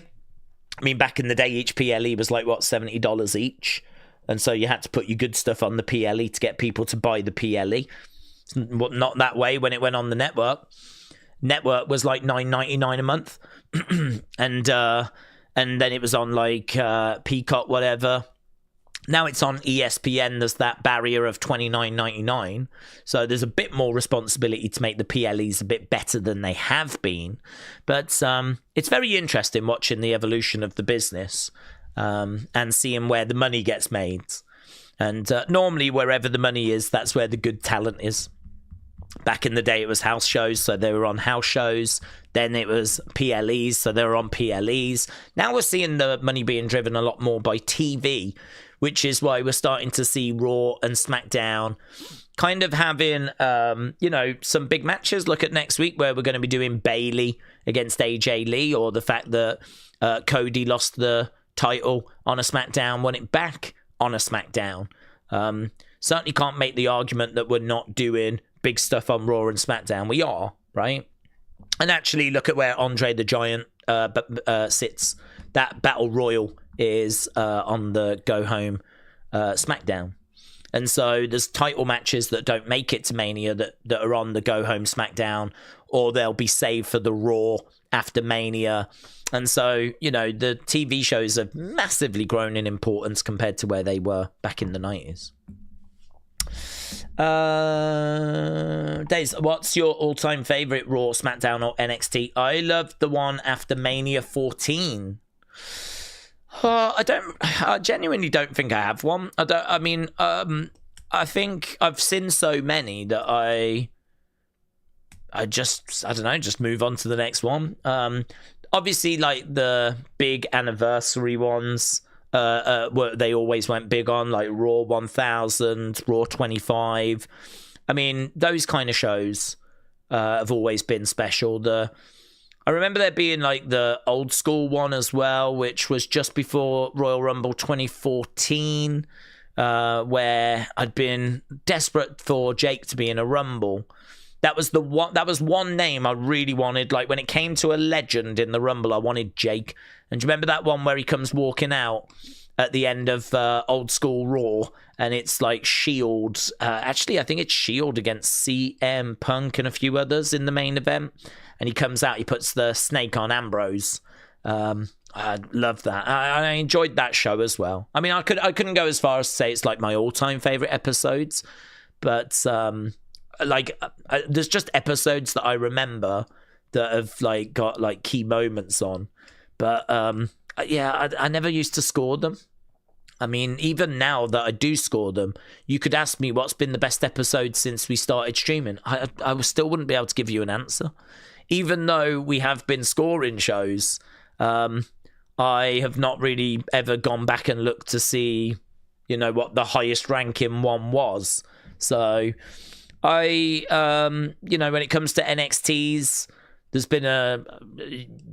been some really good shows that we've had like championship matches on, but again, not really an episode that particularly stands out. It's more matches and moments that kind of stand out. I mean, the Raw after Manias, you're right. They've all been really fun. You think about like the Page moment, Dolph cashing in. I watched, actually, funny you should mention, I watched the Raw after WrestleMania 11 the other day. It sucked. Absolutely sucked. But it was the Raw after WrestleMania 11. It had Alondra and Bull Nakano, which was amazing. That was the main event. But before that, you had like the Allied Powers against I don't know, I can't remember who they were facing. Allied Powers were in there against like someone like the Blue Brothers or something. And Men on a Mission. There was like those kind of talents, but it was just, there were nothing matches. And Jim Cornette was on commentary with Vince. Yeah, it was not very good. But there were some really good episodes of Raw. I remember one at Christmas, 97 for Raw, which was really good. That was, I want to say that might have been in the Hammerstein Ballroom. And it was kind of like a Christmassy themed one, but it was really fun. And DX were all over it. And I remember that being a really good episode. I think there was a European Championship match, which went down between Triple H and Shawn. Sergeant Slaughter put them both in a match. And it was like, what's going to happen here? Because they're friends. So what's going to happen? Like, are they really going to fight? And, we find out the answer at the end of the show. But it was a match between Shawn and Triple H. And it was not long after the Montreal Screwjob, so there's still signs for Brett and everything. So that one comes to mind as being like a really fun show. But yeah, to be honest, just a lot of moments, really. Ronnie said, Daze, let's be honest, WrestleMania 42 is in 6 weeks, and it doesn't feel like Mania season. A monkey on a bike could do better. Bad storytelling, flat lines, a lot. Not blaming Cody, but a lack of thoughts. I think I disagree with that for Raw. I think with Raw, we're okay. I mean, we've still got plenty of time. We've still got just over a month. I think last week's episode of Raw was really good. I mean, we got a new Intercontinental Champion. We got that line from CM Punk, which we've just had, quite a bit of fun dissecting. And obviously that played into this week's Raw as well. I think that segment with Roman and Punk was well received last week. I didn't think this week's was as good, but it was still very engaging and interesting. We've, as I said, had a good conversation about it. Obviously, we had a new Intercontinental Champion last week, but this week we have Finn getting kicked out of Judgment Day. So, that's interesting. We've also set up Bayley against AJ Lee for next week, so that's a great match. I mean, that's a WrestleMania match. And we're doing it next week. I think there's a chance Becky gets involved. We get a new Women's Intercontinental Champion. And then that means that Bayley could go and defend her belt at Mania, and it means that Becky and AJ just feuds. That doesn't need a belt. I mean, those two, certainly Becky not liking AJ. I think AJ doesn't really like Becky, but I don't think she hates her. But yeah, we could do some really interesting stuff with Becky and AJ, and it doesn't need the belt. So I think there's potential for a new champion there. I think the top end of the cards, we've obviously got Liv and Stephanie. We probably could do with a bit more to that. I think that does feel a little bit undercooked, but Liv only a couple of weeks ago chose Stephanie by cracking her over the head with that microphone. And then, of course, we had Stephanie confronting, I think that was the segment before, wasn't it, where she made Liv cry and she spoke in Spanish. And we didn't quite know what was being said. There's probably a bit more work that needs to be done on that one. Yes.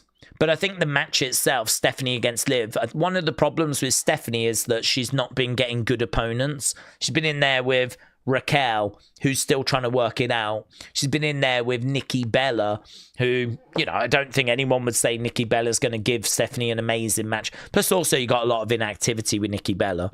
Actually putting Stephanie in there with Liv, I think it's quite interesting. So I'm not down on that match. It's not a match that I'm like crazy about. I think part of the problem is that because we messed up 2025, we don't really have loads of wrestlers with loads of great momentum because we messed up 2025. And so Liv's coming in, you know, after being away injured. So she came back at Survivor Series. So we haven't really built up her momentum much. And in regards to Stephanie, she's just been having bad feuds, bad matches. So she kind of feels a little bit flat. So, you know, them two going against each other, this isn't Hogan Andre, babyface heel. It's two women that don't really have much in the way of momentum, in my opinion, right? I think the match could work, though, and it could be really good. But, yeah, a bit more work to be done there. But I'm not really down on that as a match. I think the Roman and Cody stuff is fine. A lot of people seem to be into that. So that seems to be okay. Penta as the Intercontinental Champion. That gives us some options. We could definitely do him against Phoenix or him against a few others. I mean, him against Ray. Could be a ladder match that's been proposed. Obviously, the women's tag division is a big focus. That involves a lot of women on Raw. Could do something good there. I think there's a few things that are going on. I mean, is it mind-blowing? No, I wouldn't say it was. I mean, I would say up until Elimination Chamber, we were focused on Elimination Chamber. Last week was the first week away from Elimination Chamber, and it delivered. I think I gave it like 7.5, 7.75, something like that. This week, a step down. I gave it a 7. But I think that's okay. I mean, I think Raw's okay, and we've still got over a month to go. So I'm not too worried about Raw. I think Raw is okay. I mean, obviously, we want next week to be a 7.5, 7.75. But next week, we got Brock. He's back. He's going to do his open challenge. Next week, we've got Roman back. So it'll be interesting to kind of see what comes out of that, right? So next week, we've got AJ Bailey. It would be good to see what comes out of that, right? Becky, I think, is probably going to be back next week. Probably make her feelings felt. Hopefully we figure out what we're going to do with Seth and we can get some answers with the Seth situation. So you sort of look at that and you go, well, yeah, I feel like that's building half the cards for Mania. You can kind of get a good 7-8 matches probably out of what we're doing there with Brock and Seth and the CM Punk Roman and Liv Stephanie, Penta, and the Women's Intercontinental, AJ and Becky. You could probably get, you know, you can see where half the card's going to come from, right? SmackDown is a bit of a different story. Obviously, the whole Cody thing is very divisive. So, you know, that's a completely different story. SmackDown, I struggled with, honestly. I thought it was a really flat show on Friday. I think I ended up giving it a 6.625, and that was with a title change. That was with Cody getting the belt back. So, yeah, I think for me, SmackDown is the concern. SmackDown is the one that really needs to turn a corner as we get on this road to WrestleMania. You kind of look at Rhea Jade's, and that segment was a bit flat after a really good spicy online exchange. It was a bit flat, the actual segment they delivered. You look at the women's mid-card, Julia, that division is just, it's just dead. I mean, there's just not really anything happening there. Tag division, I mean, we're trying to do some stuff with the tag titles, but, you know, you've got MFTs, you've got the Wyatts, whether that leads to some, we know the Wyatts have been criminally underbooked. We know the problems there. Yeah, that's a struggle. There's not really much creativity there. It's such a shame. But the truth is, there's not much creativity with the Wyatt Six. I mean, this is a group that should be bursting with creativity. And we can't even make a stolen lantern seem interesting. So that's a challenge. The Cody Randy stuff, that'll be interesting once we start getting our teeth into that. Drew Jacob could be interesting once we start getting our teeth into that. But yeah, that side of it I'd say is weaker, much weaker. So mixed bag, honestly, is how I feel. I think the Raw stuff's okay. I think the SmackDown stuff is not good enough. Just got to hope that with a good just over a month build that we can really bring all of this stuff to the boil. Right. Jared, shout out to you. Bartholomew said, can you help find Anita? I don't think I've seen an Anita, Bartholomew, but if there is an Anita around, can you please respond to Bartholomew? Daze, what's the opinion on the Mania build this year compared to last year? I think this is better. Genuinely. Last year, we had a European tour, and that got in the way. And I remember us waiting for... Do you remember last year, the excuses that Mania being later in April was the problem? Do you remember that? I remember sitting here last year, Triple H saying that the fact Mania was later caused real problems for the builds. And I think the European tour caused problems for the builds. And I remember saying, well, even if it did, like Mania being later cause a problem, why did we still not get a good 4 weeks somewhere? Why was it that the shows were just flat? I mean, there wasn't anything. I'm trying to think what the biggest thing last year was. Probably Io getting the world title, heading to Mania, winning it from Rhea. I don't know. I'm going to buy your sell your soul stuff from The Rock. Might have been the biggest thing, and that went down at Elimination Chamber. That wasn't even a Raw or a SmackDown thing. And then there was no follow-up, right? John turned, so that made the first Raw after Chamber very exciting. But very quickly we learned it was just going to be promos. And, I mean, nothing happened with John and Cody. That was all quite flat. The road for the other main event was pretty flat. I mean, it was just Heyman caught in the middle. Do you remember Punk said that he was going to call in his favour, and then he revealed his favour is that he wants Heyman to walk him to the ring in the main event? I mean, okay. it wasn't mind-blowing. Do you remember Charlotte Tiffany? That was probably the best build, and it was because they hated each other. And it fell apart and it went off the rails. I remember saying, genuinely, that's probably the best build. The best build for Mania is probably Tiffany and Charlotte. And the fact that it just completely, fell apart in that segment. Remember that really bad segment where it was like, what's the score now? 0-3, talking about marriages. And Charlotte was like, is that why Ludwig's in my DMs? And it was like, ugh. Yeah, honestly, last year was not good. Not good at all. 2025, 2025. So I would actually say that where we are right now feels better. I mean, I'm not I don't want to like paint a picture that's not true. I'm not going to sit here and say this is amazing. I'm not going to sit here and say that this is, do you know what I mean, like peak Bloodline or anything. It isn't. It definitely isn't. And I could understand people saying this isn't good enough, right?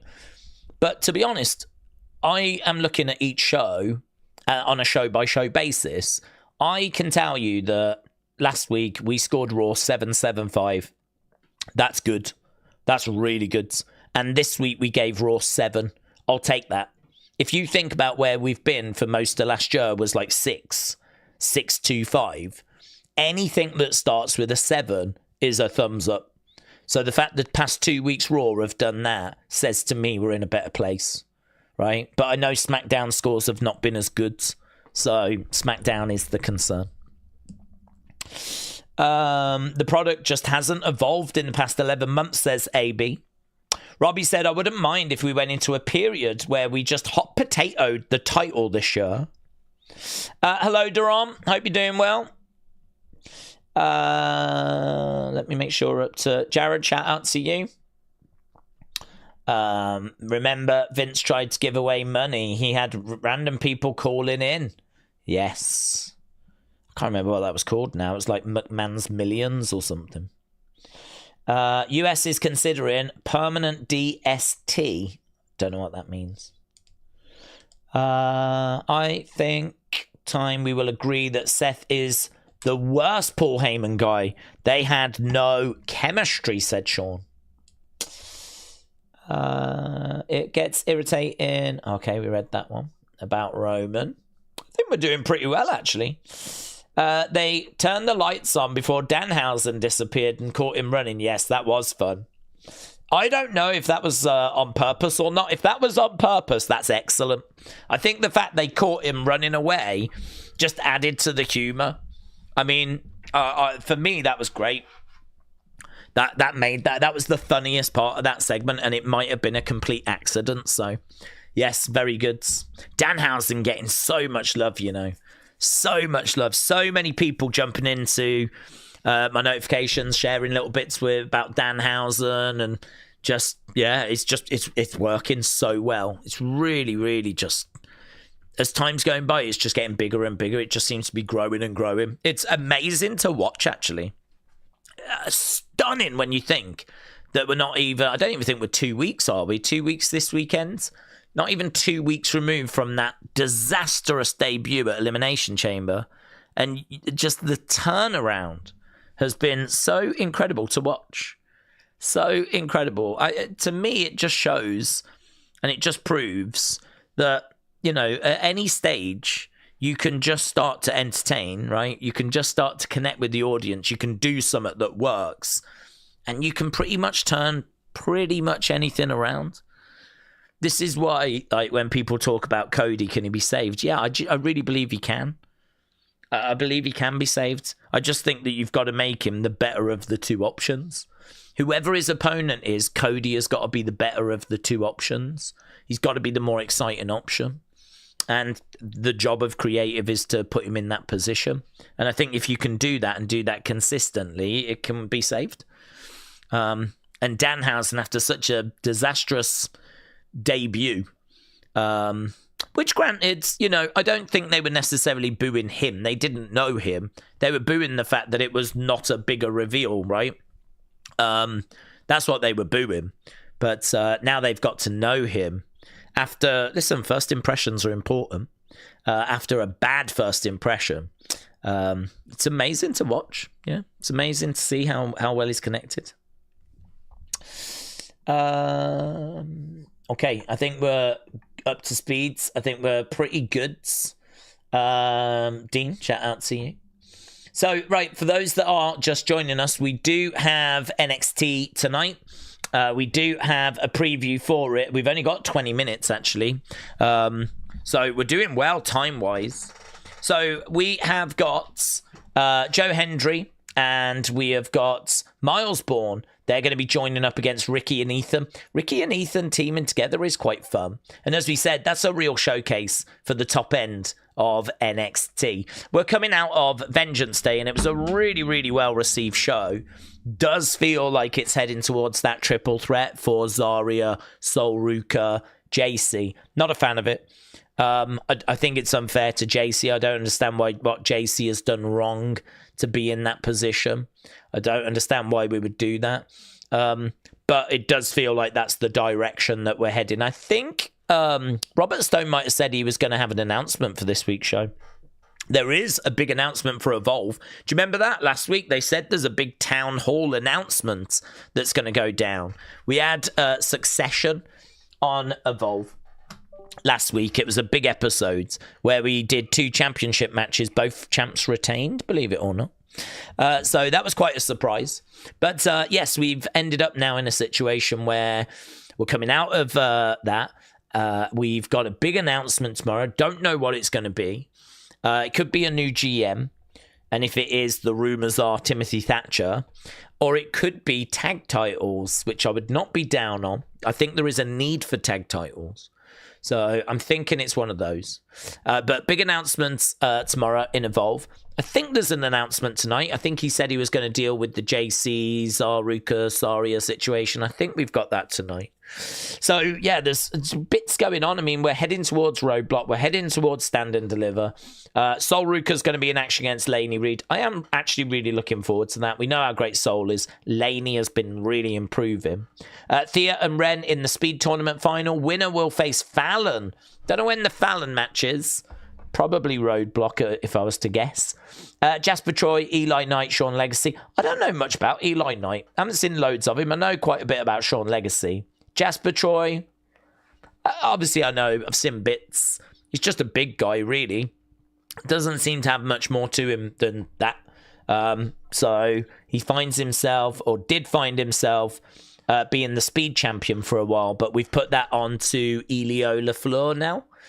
So these 3 are in a triple threat match. I'm pretty sure he said that the winner of that will be the number 1 contender for the speed title. I'm sure that was mentioned last week. We might have dropped that now, but we'll have to see if the winner does get a shot at the speed belt.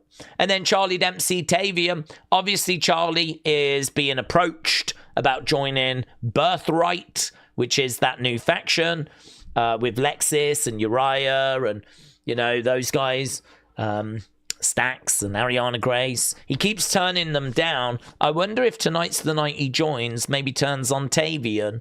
It's probably a chance of that. So, yes, a few things to kind of keep an eye out for as we head to NXT tonight. I'm looking forward to seeing what they've got in store. Hopefully we can follow up a really good episode last week or last weekend. Wyatt said, I'd love to see a Keanu Carver, Elijah Holyfield tag team. Haven't seen much of Elijah Holyfield. I can't really give too many thoughts on Elijah. Just haven't seen loads about him. So I'd like to see more of him, but I'm guessing the feeling is he's not quite ready yet. They might have him go through Evolve first. Robbie said the Wyatts cost the MFTs the tag titles. Truth and Priest are going to win them. They're going to go to WrestleMania and defend against Mizhausen, who is going to enter Allegiant Stadium via a blimp. Hey, that's a great shout, actually. Danhausen in a blimp would be awesome. That would be great. There's a roof on that stadium, though, isn't there? I think it can be opened. But, and whether they would want to spend enough money to have a Danhausen blimp made. That doesn't strike me as TKO. But it would be great if there was a Danhausen blimp. That's the world I want to live in. NXT needs some women's tag titles, says Jim. Contrary to no one's belief, Eli Knight is not related to LA Knight. Does Eli Knight have the shoes of a champion? Said like that. Remember that? Very good. That was a Eli Drake segment, wasn't it? I wonder if that is how they got his name, or if that is just his name. It is like Eli Drake, LA Knight having a baby. David said, like shout clips on Raw, be more for NXT Daze, Epic Days. David, shout out to you. Rob, shout out to you. Wyatt said, if WWE is not going to do anything with Royce Keys, why do they not just use him for NXT?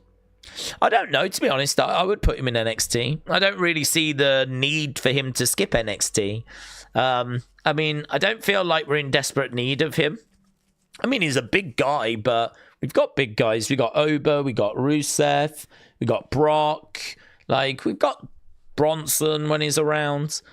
We've got big guys. It's not like we're struggling for big guys. We've got JC Mateo, if we need, you know. So, yeah, I don't know. I don't really get the need for him to go straight to the main roster. I don't know. I'd be interested in that as well. Again, is it because of the money? Is it because we had to bid a lot to get him from AEW, and as a result is nowhere near an NXT wage, and as a result we want to get our money back? I mean, if that is the thought process, I'd say it's very short-sighted. I mean, I think put him in NXT, make him a better performer. That would make sense. I mean, right now he's just in main event doing main event stuff. And word on the street is that they're just trying to get him used to the company and the expectations, get his creative right. Just, you know, let's not get him started until we've got stuff for him to do, which I do agree with, to be honest.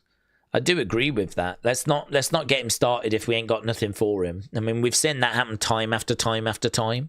So, yeah, it would be good for that, so he can get his teeth into something. So, to be honest, I'm just not worried about him. The thing with Royce Keys is he's not a needle mover. He's not someone that I'm desperate to see. He's not someone that I think we really need. He's just not someone that's on my radar massively. Nothing against him. I'm sure he's going to be great, and I hope we get good creative lined up for him. But, yeah, like, it's just not a problem. Like, there are people that are saying what's going on, where is he? I just don't care. I just don't feel that, like, urgency. To me, he's in the system. They're going to find the right place to put him. They're going to find the right way to use him. If it takes a little bit of time to work that out, fine. I mean, if it's going to even be post-Mania, fine. I mean, if it's a case that they don't have anything this side of Mania for him, I could understand. Because they're so focused on Mania that actually Royce Keys might just end up in the Andre Battle Royal. Might win it. Might be the winner of this year's Andre Battle Royal. I wouldn't be down on that. That would be perfectly fine. That would give him a big win and some momentum for post-Mania. So, you know, if that's the plan, then actually between now and the Andre Battle Royal, you might not have much for him. There might not be much for him to do because he's not in any Mania plans. And as a result, we're just going to get going with him after WrestleMania. You could make the argument, why not just put him in NXT then for a month? Why not just have him go down there and, you know, have him feature at Stand and Deliver, you know, and do stuff like that? Can't answer that. That's where, you know, WWE are having to make decisions. And, you know, I suppose it could go either way. So, yeah, when it comes to Royce Keys, to me, I'll see him when I see him. There's no urgency. It's fine. We'll see him around soon. Robbie said, I saw that Julia was penciled in to defend against Tiffany and Jordan, but it looks like Grace is going to miss WrestleMania. Is it? Is that the latest? That because of what happened the other day? Maybe EO could replace Grace. Well, they've got to have some plan for EO. There's no way EO misses WrestleMania. I don't know what the plan is, but there's got to be some sort of plan. I did wonder if she would find a way going into the Asuka Kyrie situation. Would that be a triple threat? Would we do EO Asuka with Kyrie on the outside? Don't know. But I wouldn't be shocked if EO kind of finds herself getting involved in that. So, interesting. Yeah, I hadn't heard about Jordan. I know, obviously, we know that she had that injury. Word Live, Cena fan said, Daze, WWE could create a one-person glider put a blimp shroud around it for Danhausen. Danhausen did not specify the size of the blimp. Do we think that Danhausen will team up with R-Truth? I wouldn't be shocked if they did it as a one-off. I don't think that that's going to be like a permanent group. I mean, to be honest, you could do it, but it's always fun, isn't it, to have a comedy person with a straight guy. I mean, if you think Matt Riddle with Randy, for example, or Santino with Beth Phoenix, like Daniel Bryan with Kane, like normally you need that light and shade. Normally you need that kind of comedic person to be with the straight person, right? The kind of like the comedic person's doing the comedy, the straight person's rolling the eyes. The straight person is the one that's like, we're doing what? They're there to react, be shocked, and, you know, kind of sell the humor, really. If you put like two comedy characters together, don't know, I'm trying to think of when we've done that before and what the dynamic looks like if you do that.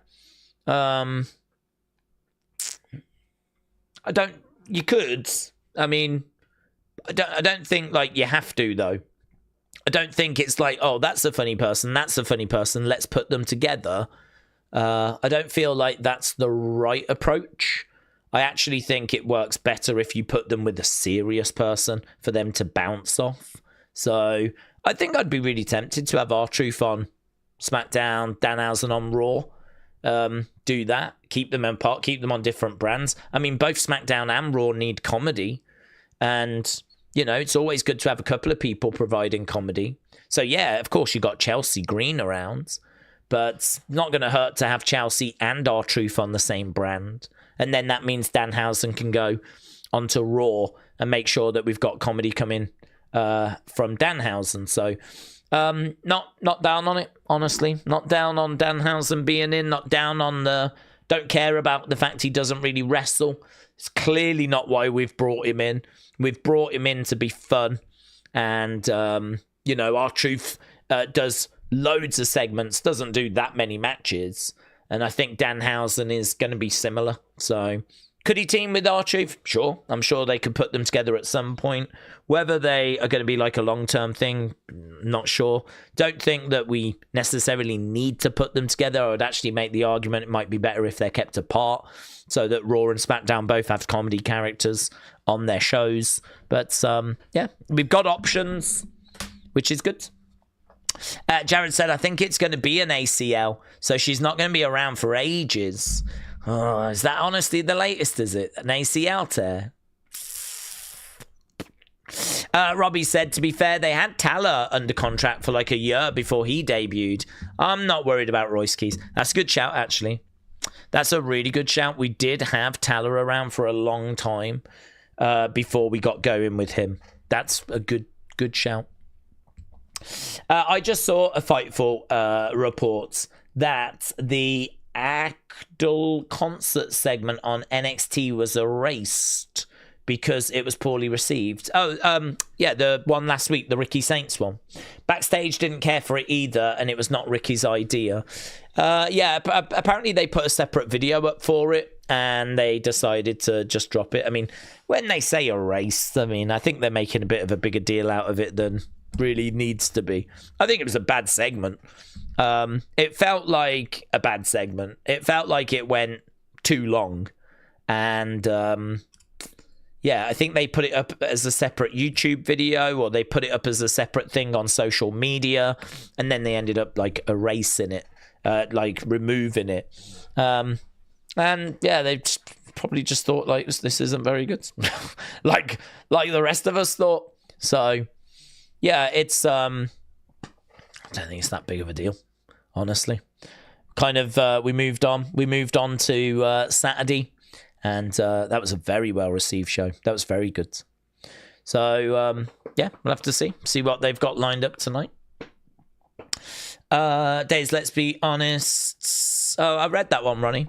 We had a conversation about that. Neil says, I want Punk because I want the champ to be there every week. But then I hope that Punk loses at SummerSlam to maybe Borne or Seth. Thank you. Duran said, I'd rather see Danhausen versus R-Truth. Imagine them going head-to-head on the mic. Yeah, again, options, which is a good thing to have. Okay, I think we're up to speed with everything. How long we got? We've got 6 minutes.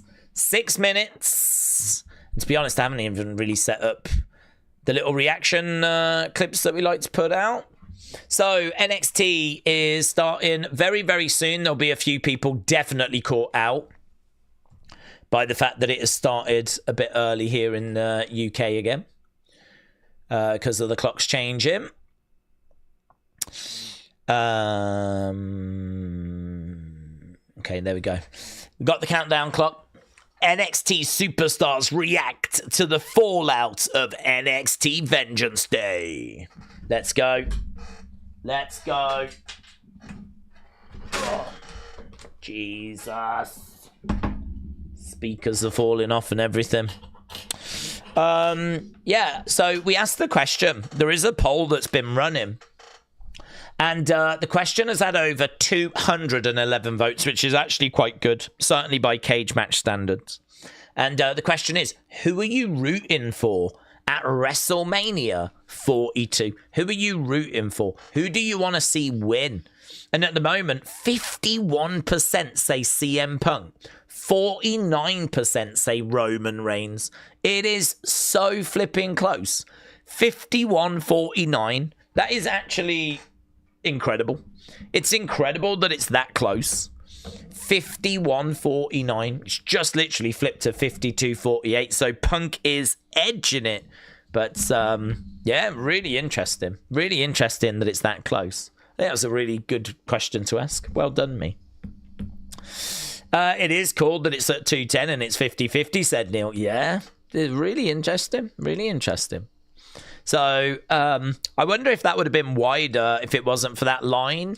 I wonder if that lost Punk some support. Maybe it gained Punk some support. Ronnie said, what did you want to be when you grew up? I'm sure it wasn't a YouTuber. Oh, no, it wasn't. There wasn't a YouTuber wasn't even a thing when I was growing up. So, no, it definitely was not that.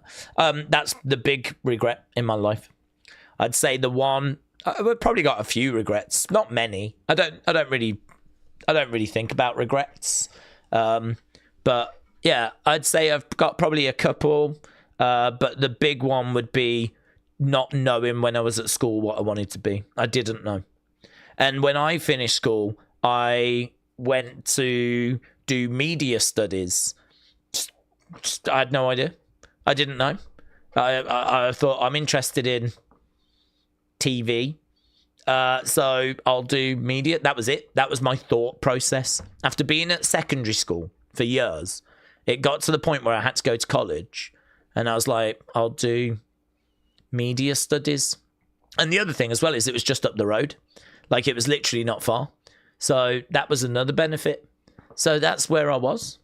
But I didn't do it because what happened was I was speaking to my mate and he was like, I'm going to do drama. And I was like, oh, are you? And he was like, yeah, I'm going to do drama. So I ended up doing that. Literally because my mate did it. And to be honest, I loved it. I did drama, I did theatre studies, and I had a great time. So that really worked out well, actually. But that was largely my life. And I ended up getting into retail. I ended up going to work at HMV, which is like an entertainment store. And loved it. Absolutely loved it. I was there for like 15 years. So I always call it an entertainment store because I don't think people in America would know it. But yeah, I absolutely loved it. And I was there for 15 years and I'd be quite happy there now, to be honest. But whilst I was working there, I started the channel and, the end result was I had to make a choice. So the answer is I didn't want to be anything. I didn't know what I wanted to be. And I wish I had an idea because then I could have got the qualifications needed to have gone to college, university and actually, pursued something. But just I had no idea. If there's any youngsters out there, it's the biggest thing I would say. Spend however long you need to figure out what you want to be and then get the grades to go to college, to go to university, to be what you want to be. It's the biggest piece of life advice I could give, because I didn't. I've been very fortunate that I've kind of still ended up doing things that I've loved. And to be honest, things that I'm not sure I'd want to change. I really loved doing what I did in retail, and I love doing what I'm doing now. I don't think I'd want to change doing either. But if this failed, I'd go straight back to retail. I'd go straight back to working in an entertainment store. I absolutely loved it. That kind of, do you know what I mean? Going to the bar after work and having drinks and nights out, rolling into work the next day, selling music and films and chatting to customers about pop culture and different bands and living the life, mate. Loved it. So good. So yeah, I'd say try and figure out what you want to be. Jared said you picked the right career, otherwise you never would have known me. That's true. I don't know if that's a pro or a con, to be honest. Jared said, thanks for explaining. I was very confused. Jared, thank you, my friends. It is a pleasure knowing you. An absolute treat. In fact, it's the only reason I keep doing this. It's the only reason. Okay, here we go. We are underway then. We're looking back at what went down at Vengeance Day. We are live. The Rib said, I remembered. It's on an hour earlier today. Yes. Cooper said, you never would have known William. That's true. There's only so much perversion one man needs in his life. There's only so many inappropriate comments that I need in a lifetime. I get all of them and more from William. Word I've seen a fan said, Daze, should Truth bring back little Jimmy before he retires? Oh, yeah, of course. That would be great. He could look at little Jimmy and say, haven't you grown? And with the humour of Truth, he could take it to new heights. Yes. I think certainly when he's looking to wrap it up, bring out the greatest hits. Let's go. Okay, we're just looking at the Underground match. Vengeance Day was the best show of the year, in my opinion, said Radiated Zombie. Ethan said Danhausen needs to curse R-Truth with the presence of Jimmy. Shining Wizard said, one thing about WWE that you can't fault is the production. It always looks really good. That is true. They are very good at that.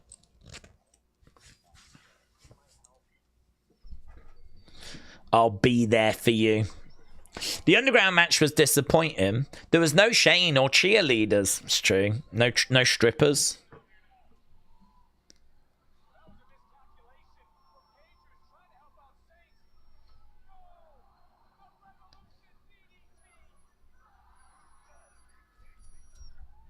Okay, we're just looking back at the main event. Daze, I hope you're doing well. And you, Matteo. Luca Crucifino was the guy that got hit by that sit-down move by Lola on the outside. I saw his clip. He was somehow filming. I didn't quite figure out how he was doing it. But, yeah, I saw the clip doing the rounds on social media. I wonder if he had glasses, you know, those kind of meta glasses. Or his phone, I don't know. Oh, man, this was so good. This was so great. Tatum.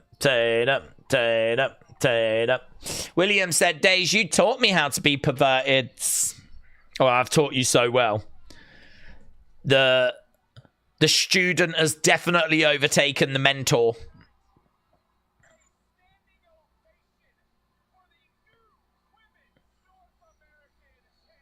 Great.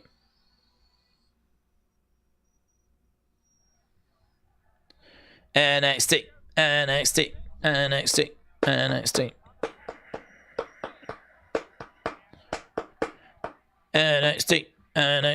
It's Tatum Tuesday.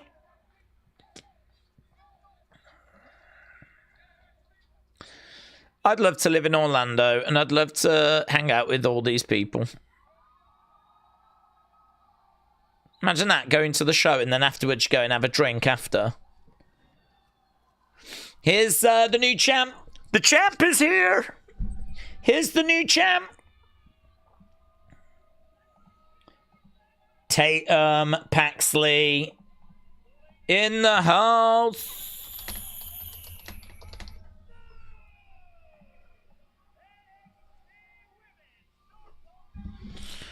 Okay, Tatum, Paxley getting into the ring.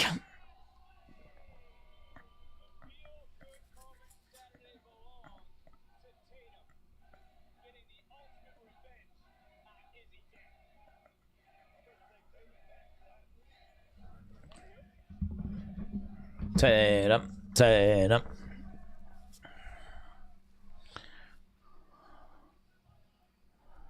Okay, Tatum in the ring.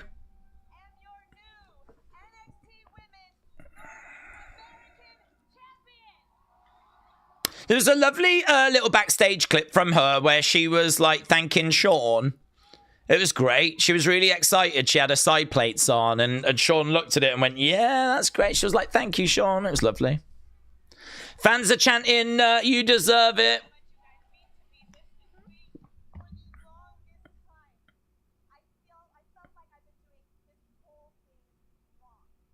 I felt like I'd been doing this whole thing wrong.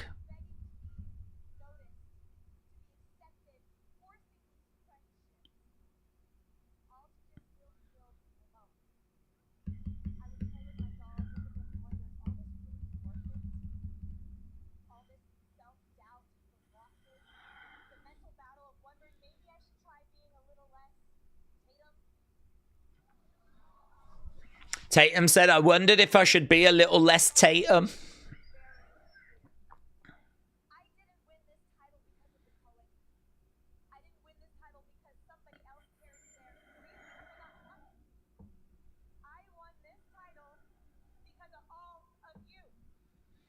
Tatum said she won this title because of all of you, all the fans.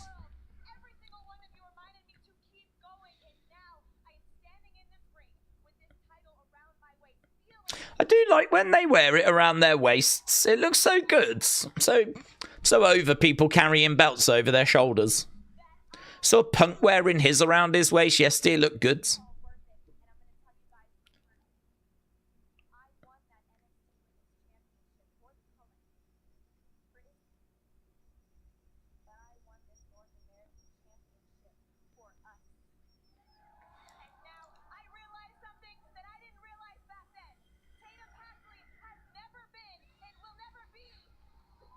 Okay, is he coming out? I just realised she's shorter without these platform boots on, said Alex.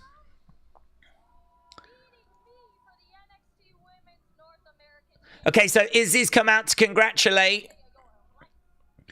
Beating me must have been the best day of your life.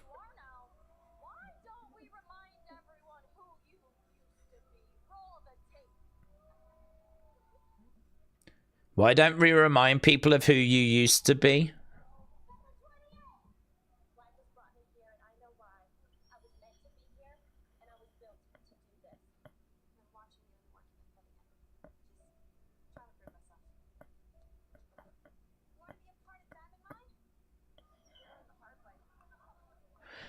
Okay, Izzy is showing like the history of Tatum. My question is why? What?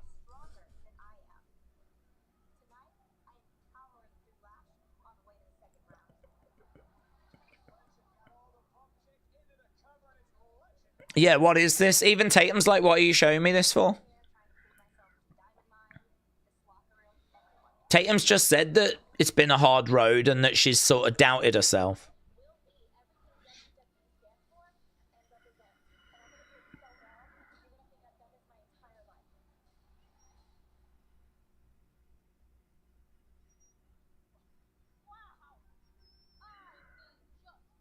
What was the point in that?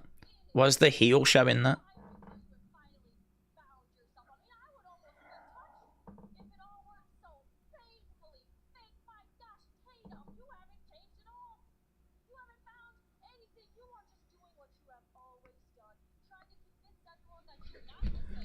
Well, that sucked.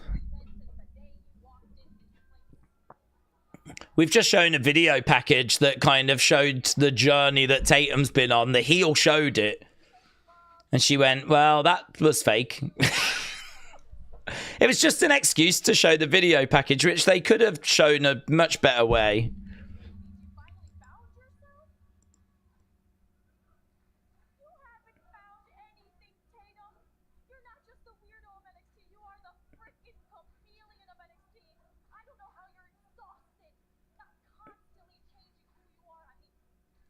I feel like Izzy's gone back to just cutting a promo and not...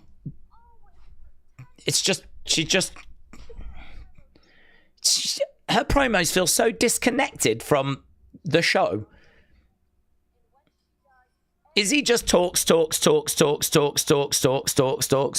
got the crowd chanting away. I wanted to interact with the crowd. I want them to say, shut up. Yeah, the fans are saying... Look, she had a moment where she looked at them and then she goes right back to the promo again. Shut up, this is my time.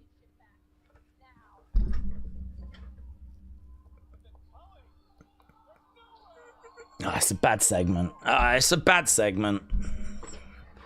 Tatum coming out at the start was nice and, you know, I'm doing this for you. Showing that video package was pointless. Izzy continues to struggle with her live promos. Sean and Nico have arrived. Izzy knocks down Tatum. She grabs the belt, and that was not it for me.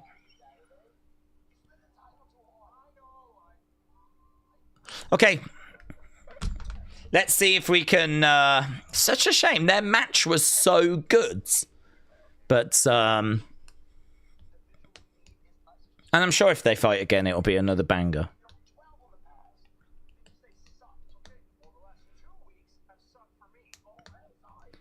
I do like Ethan and Ricky together, though. We're backstage with Ethan and Ricky.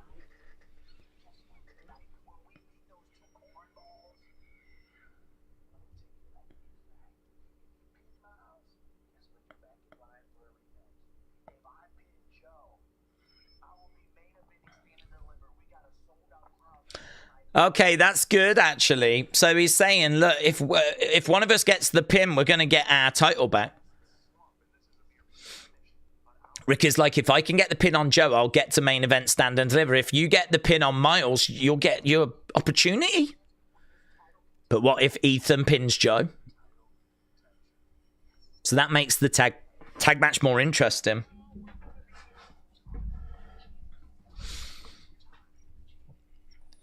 Yeah, Ricky's not seeing the issue, is he?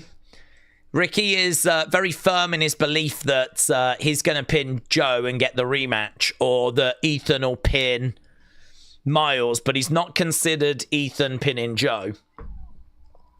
Jasper Troy making their way down.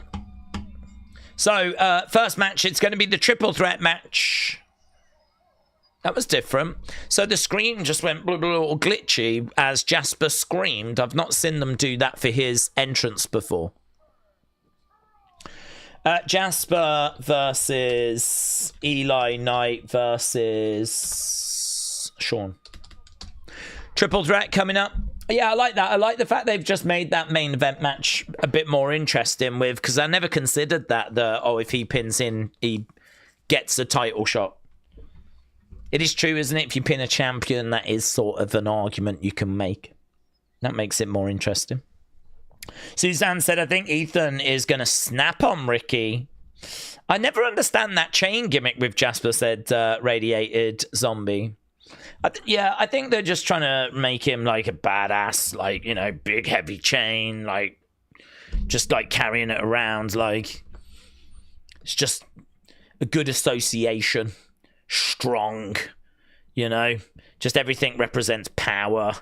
You know, you can break that chain, you can use it as a weapon, you can carry it around. It's heavy, so just carrying it like means you've got a bit of strength to you. It's just a good visual to have. There's a few things you can associate with it.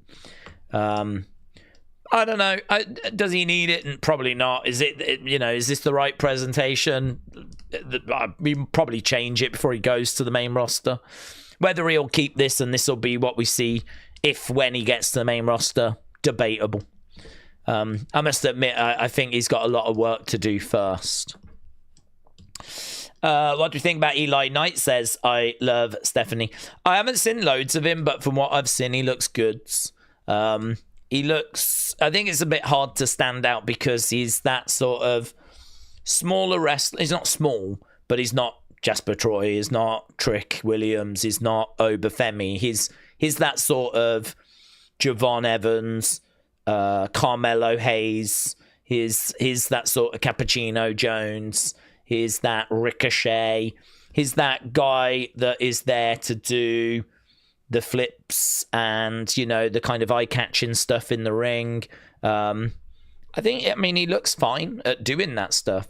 The only problem you've got is that when you get to the main roster, you're going to have to compete with Javon Evans, Dragon Lee, Penta, Ray Phoenix, Carmelo Hayes.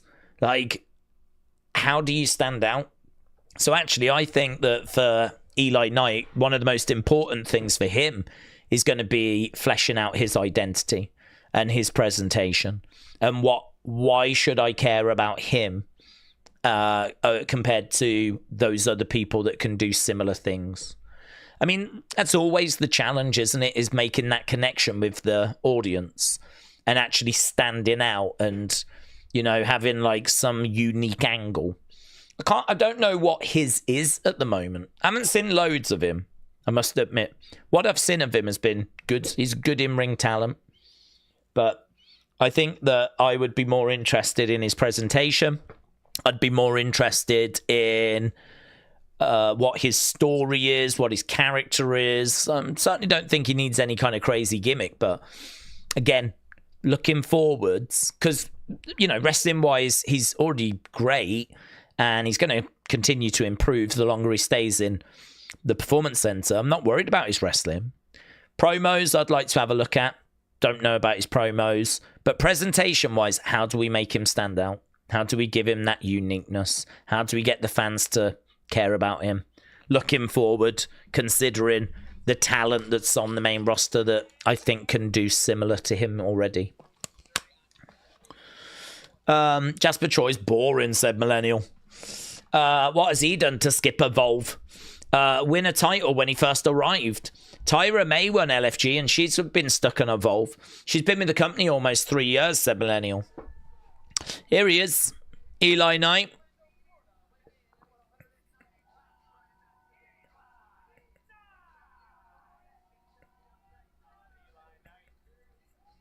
I mean, the fact that you can see his facial expressions clearly and he doesn't wear a mask, that might help him with the likes of Penta, Phoenix, Dragon Lee. How does this guy differentiate from Javon? Carmelo. Those are comparisons. He's got a bit of Wesley about him. We don't have to worry about Wesley so much. I mean, obviously he's over in AEW now, but it didn't work out for Wesley, did it? Didn't work out for him. Sean Legacy making his way out. It's hard sometimes for wrestlers to find their identity, says Dean. Absolutely, but again, this is partly what NXT is for. I mean, again, there's that myth that NXT is to teach people how to wrestle. It is that. But wrestling is so much more than wrestling, isn't it? As we know. It's presentation, it's promos, it's gimmick, it's everything. Social media skills, logos, like stuff for merch. I mean, really, you want to be going to the main roster, like, ready. And I think we did that with Trick and Oba. I mean, they haven't had to change much. There's been a few tweaks to Trick. He's on that revolving platform now. And he wears that white jacket all the time now, which he wasn't wearing that all the time in NXT. And he wasn't on that revolving platform in NXT. So there's been a couple of tweaks, but it's just tweaks. The bulk of Trick was already there. The bulk of Oba was definitely there. I don't think we've changed anything for Oba. I mean, in-ring pose, the walk, all of that was fleshed out. So, yeah, what's your catchphrase, what's your character, all that stuff. Jasper Troy showing off his strength right now. He's got Eli Knight on the front. He's got Sean Legacy on the back. Sean Legacy goes down. Eli Knight gets picked up. Sean, why doesn't Sean move? He should have moved. He should still move. I mean, that went wrong, didn't it? Sean Legacy just lying there, not rolling out the way. Doesn't make any sense whatsoever. Jasper Troy. I mean, it's unfortunate because I would imagine what that spot was maybe a senton fall away where he was going to crash down on the one and chuck the other one. Clothesline there by Jasper Troy. Sean is grabbed. Headbutt coming in by Jasper. Jordan, shout out to you. William said Sean Legacy reminds me of that annoying actor. I forgot his name or even anything he's ever been in. Oh. I'm not very good with actors in films, so I don't think I can help, but... Over in the corner. Charging in. Big boot. It reminds me of... Wasn't there a ginger haired guy in Modern Family? Was he one of the gay guys? Was he the partner with the bigger guy? I can't remember. I feel like there was a ginger guy in Modern Family. And he might have been the partner of the bigger guy. I think he reminds me of him. To the outside goes Jasper Troy. Jess Tyler Ferguson. I don't know. Could be. Yes. Is that the guy? Is that the guy's name? Oh, on the outside. Keanu. Oh, Carver and Jasper Troy. Yes. That's the guy. We're on the same page. Jasper Troy just gets put through the table by Keanu Carver. I'm way more into Carver than I am Troy. Keeps having a go at Booker, doesn't he? Keeps having a go at Booker. Yeah, that guy. I agree. Sean Legacy out of Modern Family. It's a good shout, that is. It's a good shout. Well, there we go. Keanu Carver comes out and... provides one of the highlights of the show so far by driving Jasper Troy through the commentary table. Big man is down. Keanu Carver has walked away. That leaves us with Sean Legacy and Eli Knight in the ring. That means they can just focus on this becoming a bit of a singles match, which will be a good showcase for these two. Shame they're wearing very similar colours, isn't it? Blimey now. How do you end up wearing the same colour blue? Do you reckon they met backstage and went, are you going to wear the blue? I might wear the blue as well. Going for a cover. 1, 2. Shoulder up. Keegan, shout out to you, buds. Enjoy your dinner. Radiated Zombie said, I think it's because Booker was Jasper's mentor in LFG. Yeah. It's a bit strange because, I mean, Booker doesn't control Jasper. I mean, Jasper's in NXT now of his own accord, is he not? I mean, it's not like we see Jasper and Booker having conversations. It's not like Booker is Jasper's manager. I don't hate it. I mean, I'm not down on it. It's kind of interesting, Booker being brought into the story. It's a little bit like Gorilla Monsoon. Do you remember when Vader murked Gorilla Monsoon and it caused, like, great outrage? Imagine if Keanu Carver starts laying into Booker. People would be outraged. And by people, I mean me. I would be outraged. Eli Knight is down. Sean Legacy in control. We got a couple of minutes to go. I think Keanu Carver's got more aura than Troy, says Wyatt. Sean Legacy has got Eli. Another big chop. That was loud. Some of these chops are really loud. Sean Legacy working on Eli. Kick to the back. He's going for the cover. 2. Kick out by Eli. Carver starting throwing Booker around. That's what you get, sucker! Got lots of officials out there checking on Jasper Troy. Fans are chanting, "This is awesome." They've enjoyed those chops by Sean Legacy. Face first in the corner. You got 1 minute 20 odd left here as Sean Legacy goes hard into the corner. Legacy goes down. Knight trying to get back up to his feet. Is grabbing Legacy. Over the other side, reversed. Knight over the top, lands on his feet. Nice. Drop kick. Down goes Legacy, going for a cover. 1, 2. Shoulder up. Jordan said, have you heard Booker T Blue Chew ad on his podcast? It's hilarious. Can't say I have. I only ever catch clips of his podcast. Eli is grabbing Sean Legacy right now. Eli with a big shot coming in. Legacy stumbles back against the ropes.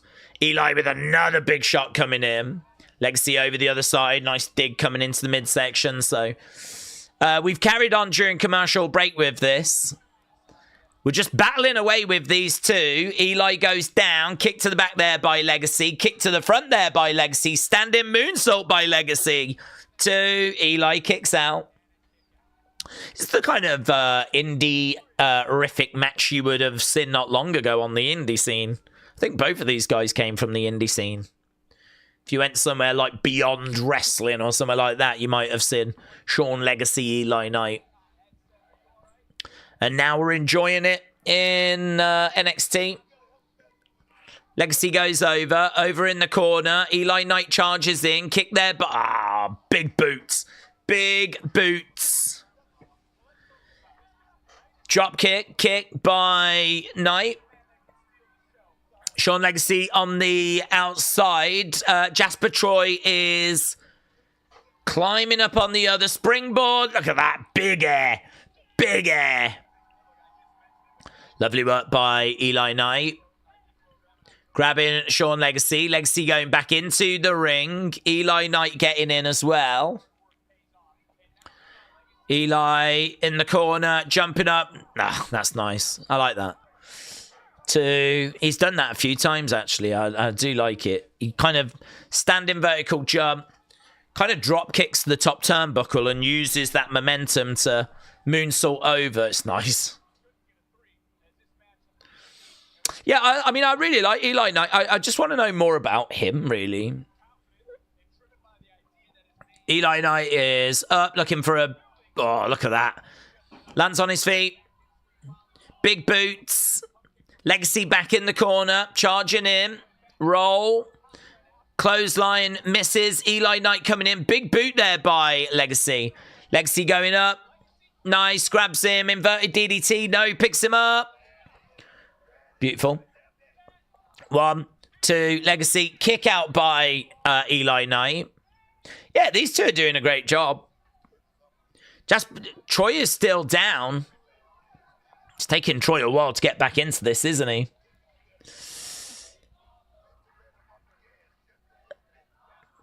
Fans again going back to a "This is awesome" chant.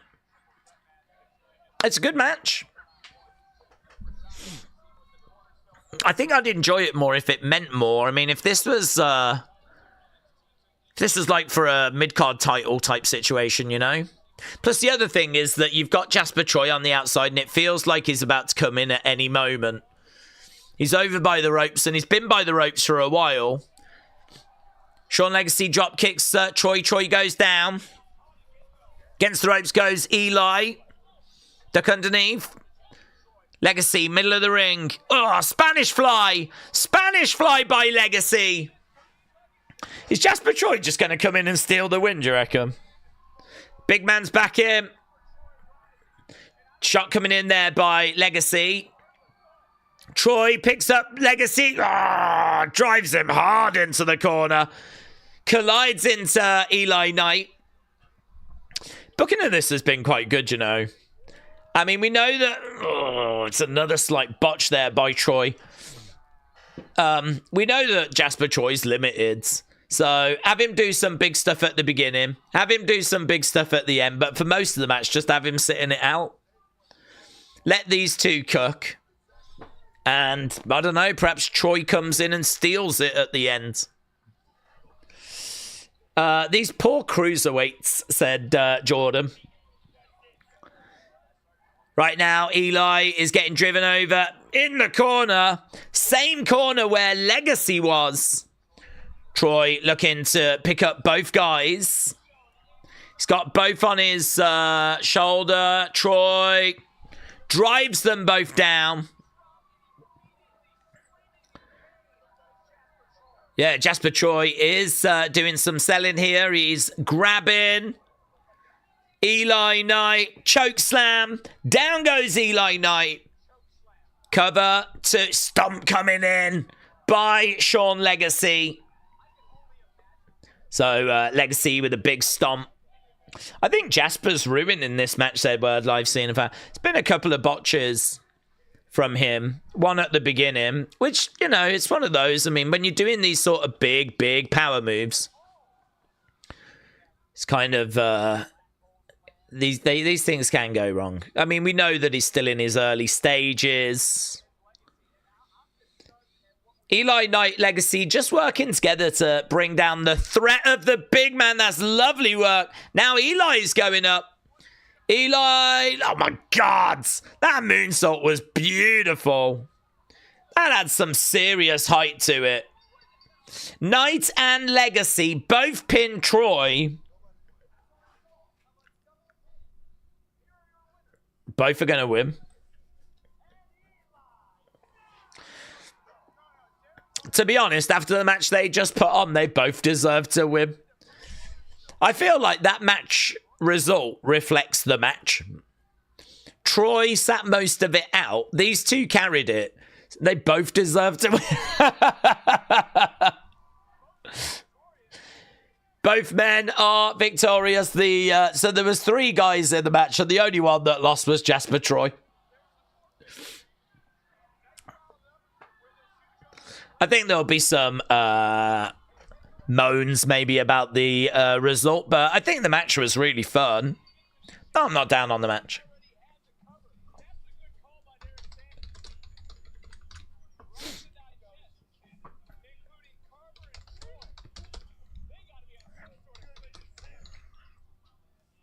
Booker's not having it. Good decision. What are you talking about, says Booker. Okay, we're backstage. Tatum is looking for Izzy. There's Shiloh. What's that? That's a great little world for Shiloh to live in, isn't it? In the back of this truck.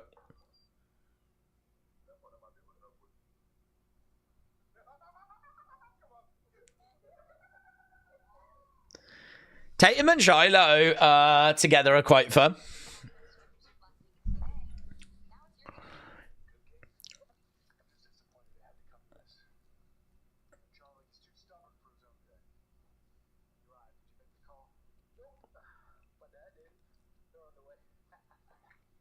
Okay.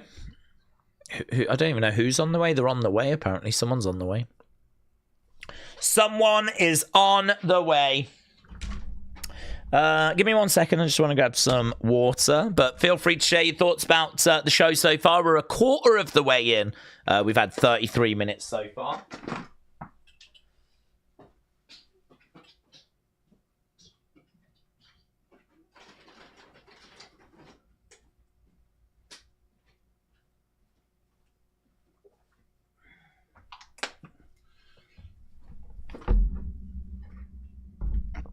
Okay. I think it's been a real mixed bag. I think there's been some really good stuff. I think it's been some bad stuff. I think it's been a mixed bag so far. But certainly I would say it's not been boring. Certainly I've not sat here and just felt this show sort of wafting over me. Jordan said, Young Finley looks very good. Evil time to debut as Angry, said Alex. I think it's been all right. I'm not too bored. Not too boring, not spectacular, said Dr. Luchalala. I feel like a regal is coming, said Stone. Hydrate and take off the beanie, says Joe. Well, I will certainly do the first part. Daze, have you heard of the indie wrestler Ricky? He has recently appeared in TNA. His theme song is over. I would think he'd be great in NXT. No. I don't really keep an eye on the indie scene, to be honest with you. I just sort of, when people get signed by WWE, just look into them at that point. There's so much talent that's out there. I mean, there's quite a few indies, and it's quite a bit of excitement around different people. I'm sure if they're good enough, they'll find their way to WWE. So I'm sure this Ricky guy will find his way to WWE if he's in TNA. I mean, we've got that relationship, haven't we? Said, I wonder if pro wrestling is the illusion in Plato's allegory of the cave. We were doing a lot about allegory of the cave, wasn't we? I think that was Nightbird, wasn't it? They've put a guy in Jasper who's clearly still green in a match like this, and he's just being exposed as nowhere near ready. Tonight was sloppy, says Big Time. Izzy needs to keep working on promos, and Jasper needs a lot. I'm not sure what he can do other than go to Evolve for a bit. Maybe do some more NXT house shows, because he does need a lot of reps. It's that, Steve. It's definitely that. I know they're going to regret it. I know, because they pay, but they can run NXT right now. Daze, I hope Soul gets the title, said Word Live Cena fan. JC, and then drops it to Zarya before she and JC go to the main roster.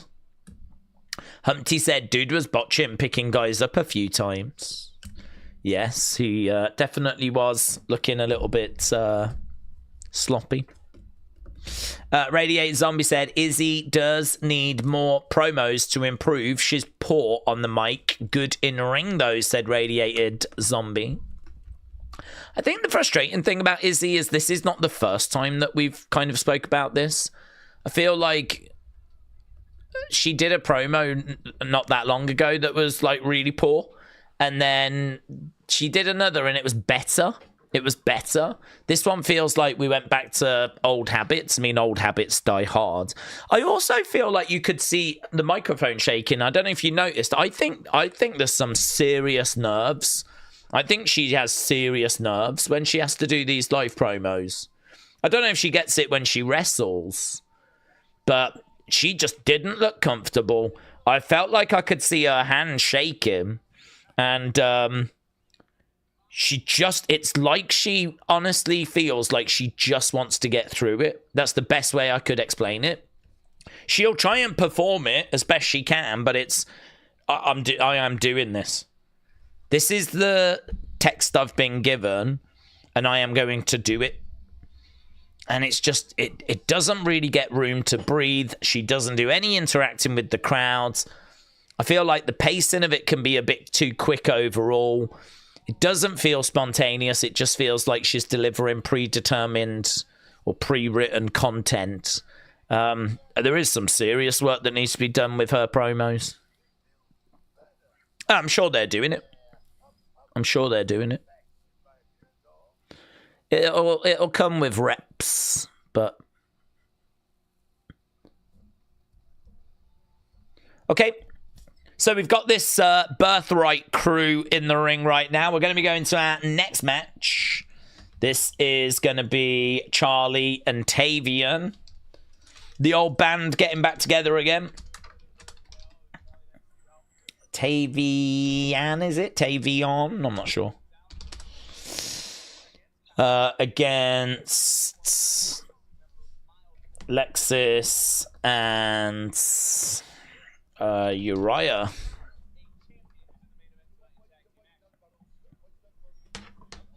Okay, we need to end this poll as well. I know it's quite quick, but I mean, we're just on to the next thing. I mean, it's just bang, bang, bang. We ain't got no time to wait around.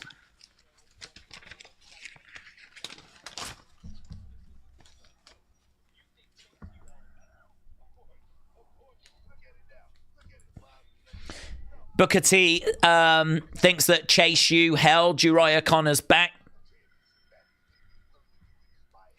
So he's in there with Charlie Dempsey right now. So Jasper Troy versus Eli Knight. Charlie doing his mat wrestling.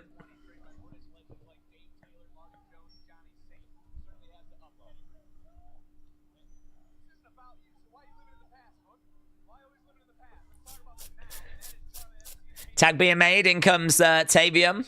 So they just shouted out some British greats that have trained Charlie Dempsey, and Booker's like, I've beat them all. Beat them all.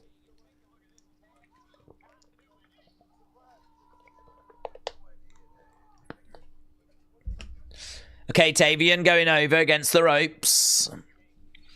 Tag being made, though. Lexis comes in. So, you lot scored that last... Oh, God, it was close, though, wasn't it? Good 45, great 44. Oof.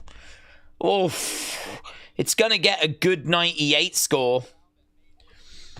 It's unfortunate that it just misses out on being low-end great, but, well, I think low-end great, high-end good is fair. I think the live crowd would have been more that it was great. They chanted "this was awesome" a couple of times, but they'll do that, won't they? Pretty much when a bell rings, when any bell rings, they'll start chanting that. Duck underneath there by Lexis. Kick coming out there by Charlie. Uriah over against the ropes. Bit of catchers can wrestling, says Humpty.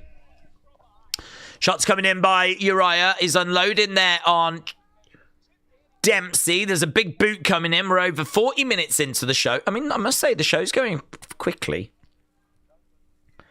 Chop coming in. Tag being made. Lexis coming in. It's just pretty fun seeing Connors in there with Dempsey. Tag being made again. Connors is going to go up, over. Ooh, comes down. Legs up, knees up there by Charlie Dempsey. Charlie gets back up to his feet. Backbreaker there by Charlie Dempsey. Trying to get over to make the tag to Tavion. Tavion's in.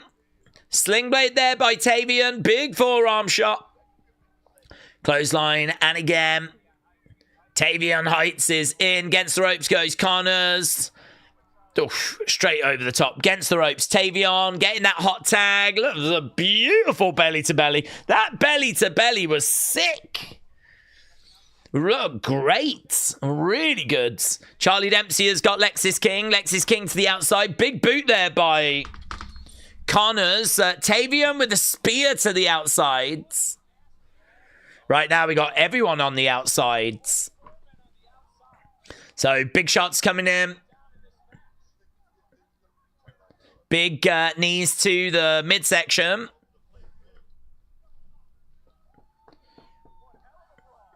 Okay, Charlie, Tavion, they're celebrating together. I do. Okay, what's happening? Oh, wow. Look at this. Look at... Oh, he's turned on him. Charlie turns on Tavion. Look at that. Look at that image of William Regal and Finlay standing together in the entranceway. So, there we go. Charlie Dempsey has made his choice. Looks like he is joining Birthright. So, there we go. Looked like he was quite happy, though, working with Tavion. I mean, I don't know how long they had this planned, but it's just great seeing, like, William Regal and Finlay standing together in the entranceway. The two great rivals, obviously here to watch their kids. Yeah, it was. I don't know quite why we needed them, though. Like, why did they need to come out in that moment? Was that the moment that convinced him to turn? Well, there we go. He joins up with Birthright. He joins up with Birthright.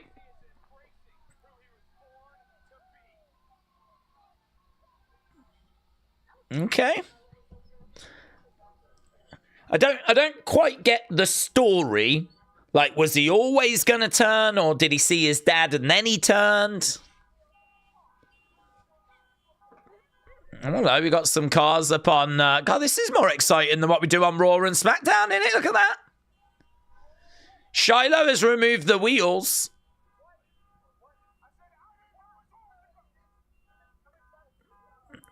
Car alarm's going off. He still shouts at him. Love that.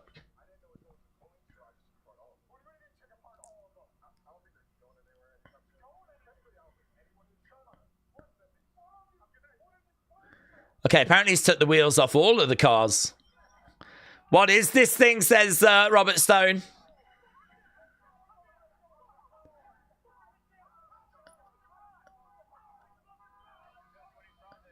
Okay, Cullen are livid. Livid. I hate how much I'm enjoying the Shiloh segment, said Alex. It's good. Matteo said, I think they're trying to make the group over in NXT, Lexis, Stacks, Dempsey. They're the two guys that were with Wesley. I like the Nepo baby stable, said Triton. Yeah, I mean, I think it's right for Charlie to join. It was just nice seeing Finlay and William Regal. I'd like to have seen a backstage segment with them. And it would be good if, like, you know, they were friends and then something happened and they start arguing and it looks like they're about to come to blows and the kids have to come in and, like, calm them both down. Or, you know, you could have a bit of fun with something like that. But as I say, I didn't quite get the story. I did have a sneaky suspicion that he was going to turn on him. But was that always the plan, or was it that he saw his dad and saw his dad with Finlay, and that's what inspired him to be like, no, I should be with... It's probably that, wasn't it? Probably saw his dad with Finlay, and then, you know, he was like, actually, no. Why am I fighting this? I really should be in that group. I mean, God, if that's all they had to do, though, William Regal and Finlay just had to stand there. That's it.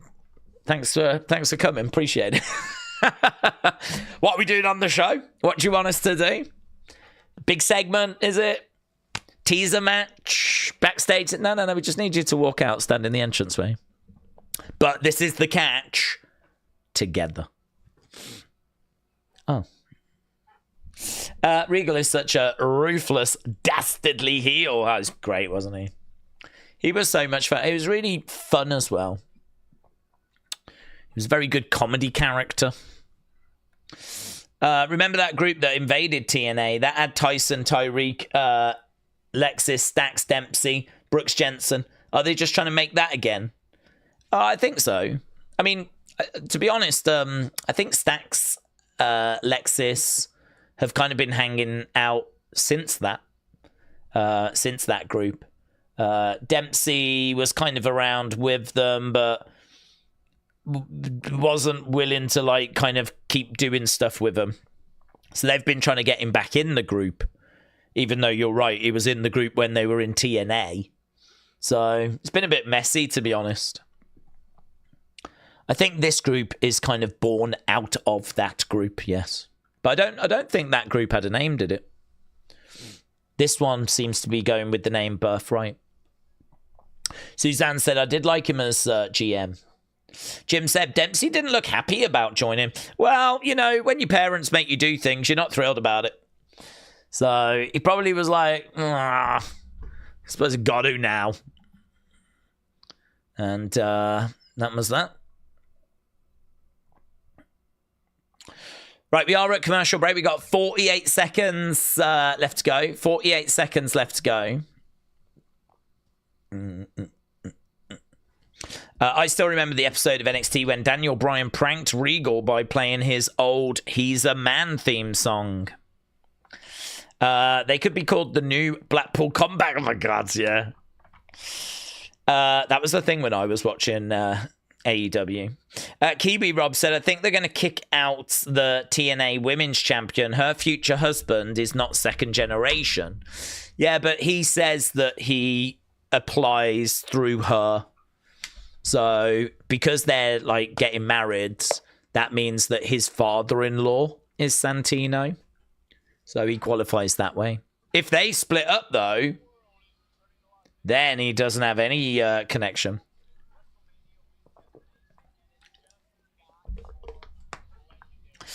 Love to Thea Hale. I heard that she was dealing with social bullying. We all are, Jordan. She's not alone. We all deal with it. Where's my love? She is. She was pretty sad the other day. Okay, what's this? Is this Elio? Oh, no, it's Tony. I have no idea. What about music? They've changed so many music. Tony D'Angelo is here. Guys, he got rid of Dark State. Do you know, he might have got rid of Dark State if the rumours about Cutler's injury are true. Tony said he had a couple of things to do. One of them was deal with Dark State. The other one we think is go for the NXT Championship.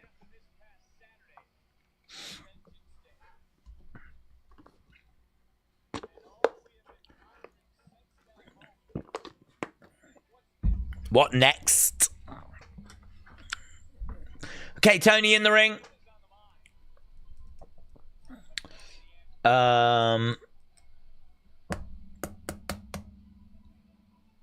What happened to Cutler? Oh, well, Big Time said earlier, apparently, like, he got injured in that fight on Saturday and he's having trouble with his vision, so. In fairness, WWE are having trouble with the vision as well.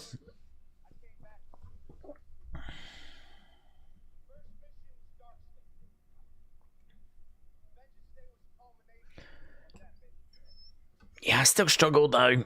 I mean, you haven't beaten Saquon. You haven't beaten Osiris. Like, how have you dealt with Dark State?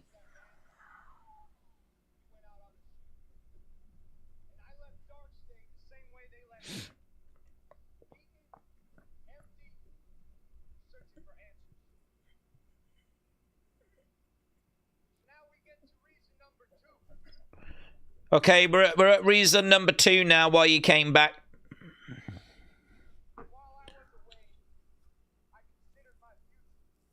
He said he considered his future whilst he was away. Going to end this poll as well. These polls are going quick and fast.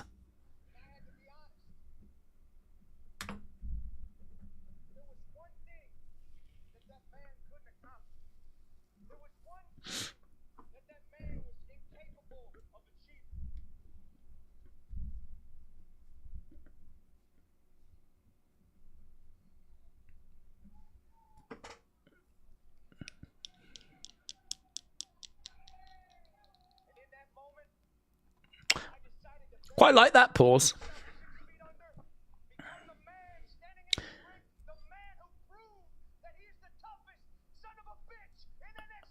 Yeah, I really like that pause. So the fans weren't really feeling the promo because we sort of know where it's going. Like, he's going to talk about like going for the title and all that stuff. But he just paused.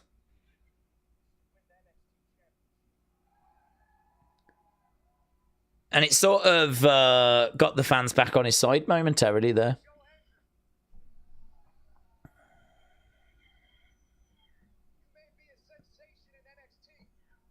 So Tony said he wants the championship and he calls out Joe Hendry.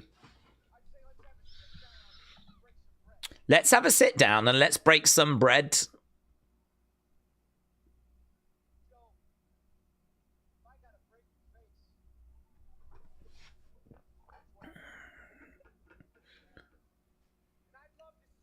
If I've got to break your face, then that's what I'm going to do.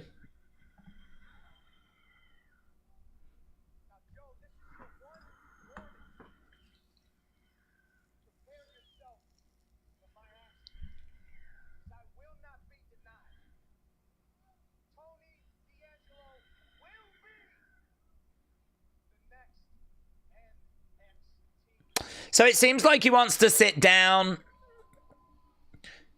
Seems like he wants to sit down and have a word with Joe Hendry. Someone say respect to Tony for being the only man to step up to Ober, said Jordan. Talk to him, Tony, says Kappa.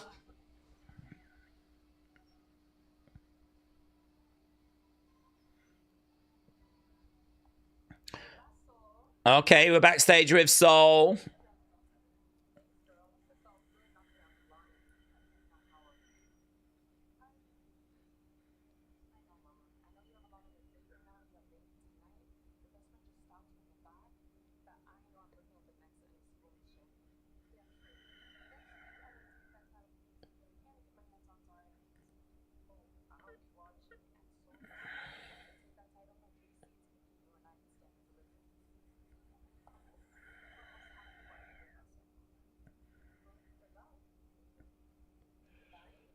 Okay, so we got Soul backstage with Lola. She says, I know you're going to be the next women's champion. Now we're bringing out Fatal Influence.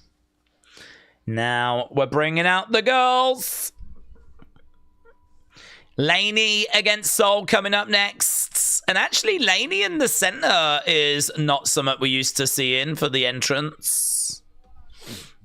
Don't you dare cut away from this. I want to see what this looks like with the Lainey Reids.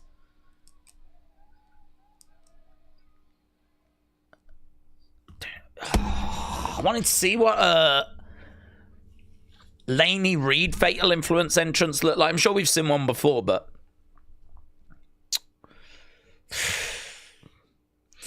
the bad girls are here, said Jordan.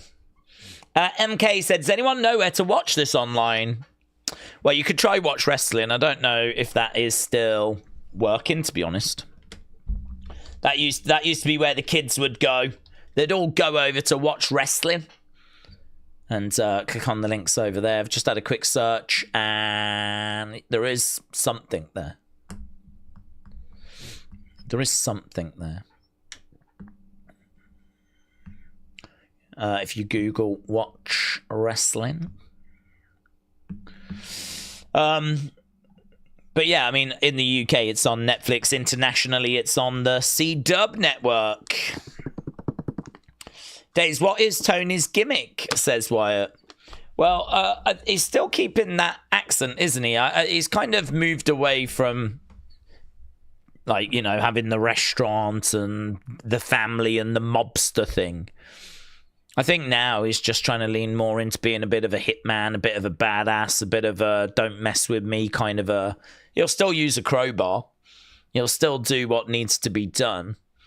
But I suppose it's just an evolution of that sort of Italian mobster. Now he's more hitman, getting stuff done, seemingly working on his own. No sign of the restaurant, no sign of the family. Wrestler said, Tony feels more legit than most wrestlers. He's got some hair on his chest. Well, he certainly does. He certainly does.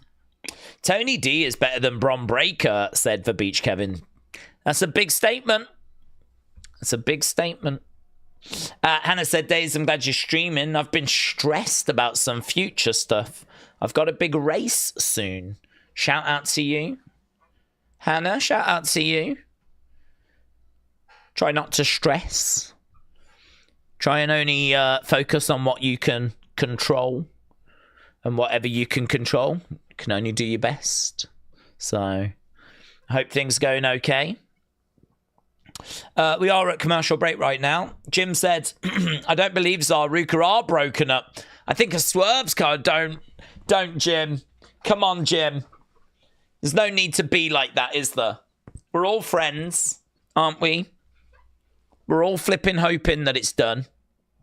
There's absolutely no reason for you to come around here making those kind of wild claims that they might secretly still be friends and still be together.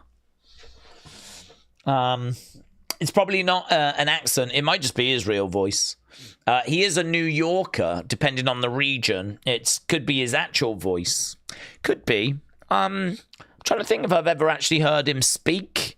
Because, you know, I've heard Ober's real voice, and it's not what he sounds like. And I don't know about Tony. I mean, yeah, It could be. But someone might be like, oh, have you not seen this clip of him speaking? And I'll be like, yes, I have. But I can't recall. Okay, we're back. We've got Kendall. We've got Wren. We've got Myles. Have either one of you seen my tag partner?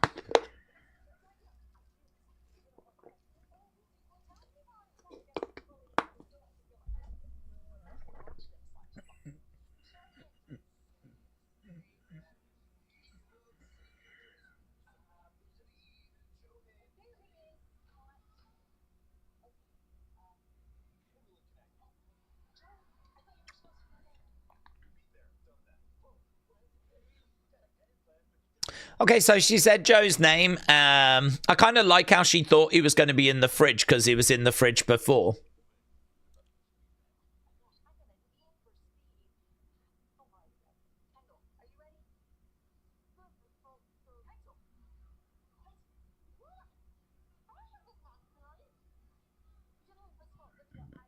Kendall eating the cake.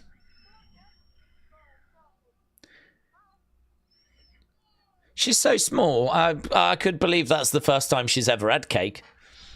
She's tiny. Some people in the crowd love that segment. There were some people in the crowd that were absolutely laughing their heads off at that segment. They couldn't believe how hilarious it was. To them, that was like the second coming of Charlie Chaplin. Okay, so Ruca against Lainey Reid.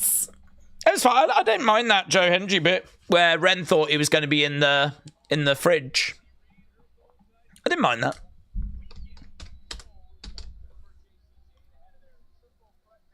Why's Kendall got to be such a pig though? Who eats a cake by going? I mean, if you want a piece of cake, you cut a little bit, get a plate. I mean, one thing we just learned about Kendall, absolutely not civilized at all. I mean, the Englishman in me was absolutely horrified. I couldn't believe it. I was like, what is this savagery? Like, probably not even her cake. It's someone else's cake. Don't get putting your hands all in it like that. I mean, if you want a piece, have a piece, but... Okay, let's have a look, shall we? Let's see how Lainey looks. Kip up. Nice kip up. Working on the arm there by Sol. I'm actually really looking forward to this. Of all the matches that we've got tonight, this was the one I was like, oh, that could actually really satisfy. That could be one that's going to really hit that sweet spot. Okay, I don't hate that. I don't hate Lainey doing a bit of showboating as Sol gets out and immediately grabs the head of Lainey. I like Lainey's reaction there where she was like, this isn't going to plan. She's doing a handstand now. Oh, she's got out. Sol has got the headlock in on Lainey. Big Mig said, I love it. Kendall is great. Well, if you support uncivilized actions like that, Big Migs, then that's absolutely fine. Down goes Lainey. Looks like she's going for a bit of a surf. Bit of mocking. She's going to stomp down on the knee. Maybe the cake was Kendall's, said Word Life Cena Fam. Maybe. I still don't think there's an excuse to put your hands in and eat it that way, even if it is your cake. If I have a cake, I ain't doing that. Perhaps it's because the camera was on her and she just wanted to show off. To me, that's the big talking point from that segment. Like, that's how you eat cake, Kendall. Really? Really? That's the message you want me to take away? That's how you eat cake. That's how you... And if that's how you eat cake, is that how you eat other foods? Really? I'm very appreciative of your wrestling, but I'm not too sure about your manners. Right now, Lainey is down. Kip up there by Lainey. Coming over. Drop kick. Soul goes down. Soul going over to the corner. It's Cake Gate, said Jordan. Yeah. Cake Gate. Was you there for Cake Gate? Bang. Rolling her over. 1, 2. Kick out there by Lainey. Lainey in the corner. Soul charging in. Just going to look to flip Lainey over. Bang. Lainey goes over. Soul charging in again. She's going to look to flip her over again. She's got her over on the ropes. She's going to throw in a chop. Pushes her to the outside. I thought she was going to do something a little bit better than that. She had Lainey on the rope. I was thinking drop kick, or instead she just sort of like went to push her, and they both kind of bundled to the outside. JC is staring at Soul. Soul is grabbing Lainey. Lainey's having all kinds of trouble. Soul tried to wallop. JC tried to wallop Soul. Soul gets distracted. Her head gets driven into the mat there by Lainey. JC providing a distract. Capitalize! Capitalize! What are you doing? What are you doing? You've just gained the advantage, and what? You're just going to all sit around in the corner? What is going on? What the flip? Oh, well, I've just smashed her head in the mat. What I'm going to do now is sit in the corner and just wait for half an hour.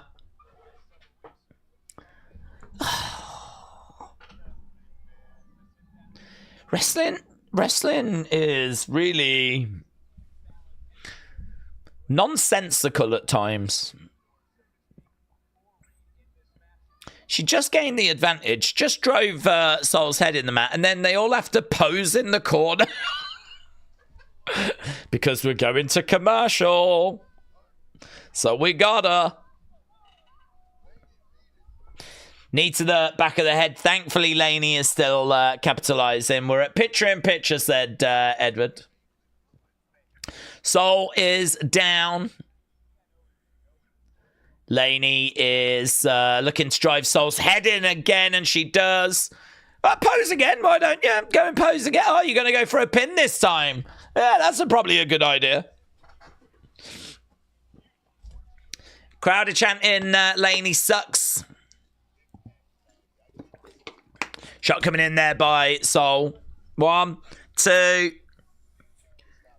Soul with a big right hand. Kick to the midsection. Another big shot coming in. Steve said it was a bit of a dumb commercial transition. They always have to look like they're taking a break when the commercial comes, so no one thinks they're missing anything. Oh, that sucks. I think there's ways of doing it where it can look better. That one just looked really forced.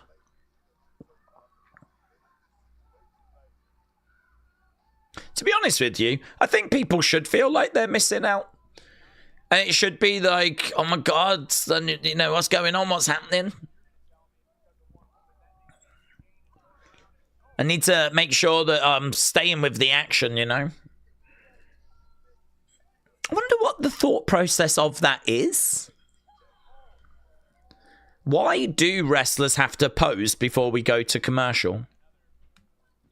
Seemingly WWE has decided they don't want us fighting and then go into commercial. I wonder why. I've never really thought about it. Why? Why don't we continue? Join us. We used to do that back in the day. Join us. Come after the break. You know, and like they'd continue fighting. Now we have to do a lovely move and we have to go. Which way is this going to go? Join us after the commercial break.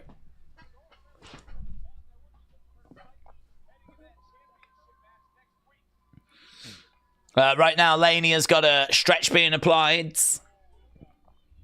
Didn't they used to just stop working completely when it went to commercial? Well, they've not done that because of having live crowds. So you can't just like stop completely. I mean, you might be able to do a bit of selling, get a hold on, something like that.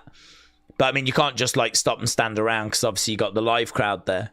But when it was Performance Center, yes.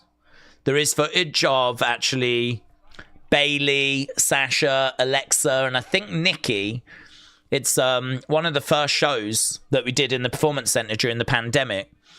And we went to commercial break, and the footage emerged that apparently the feed was still going in Canada or something. And they're all just standing there chatting to each other. And it's crazy footage.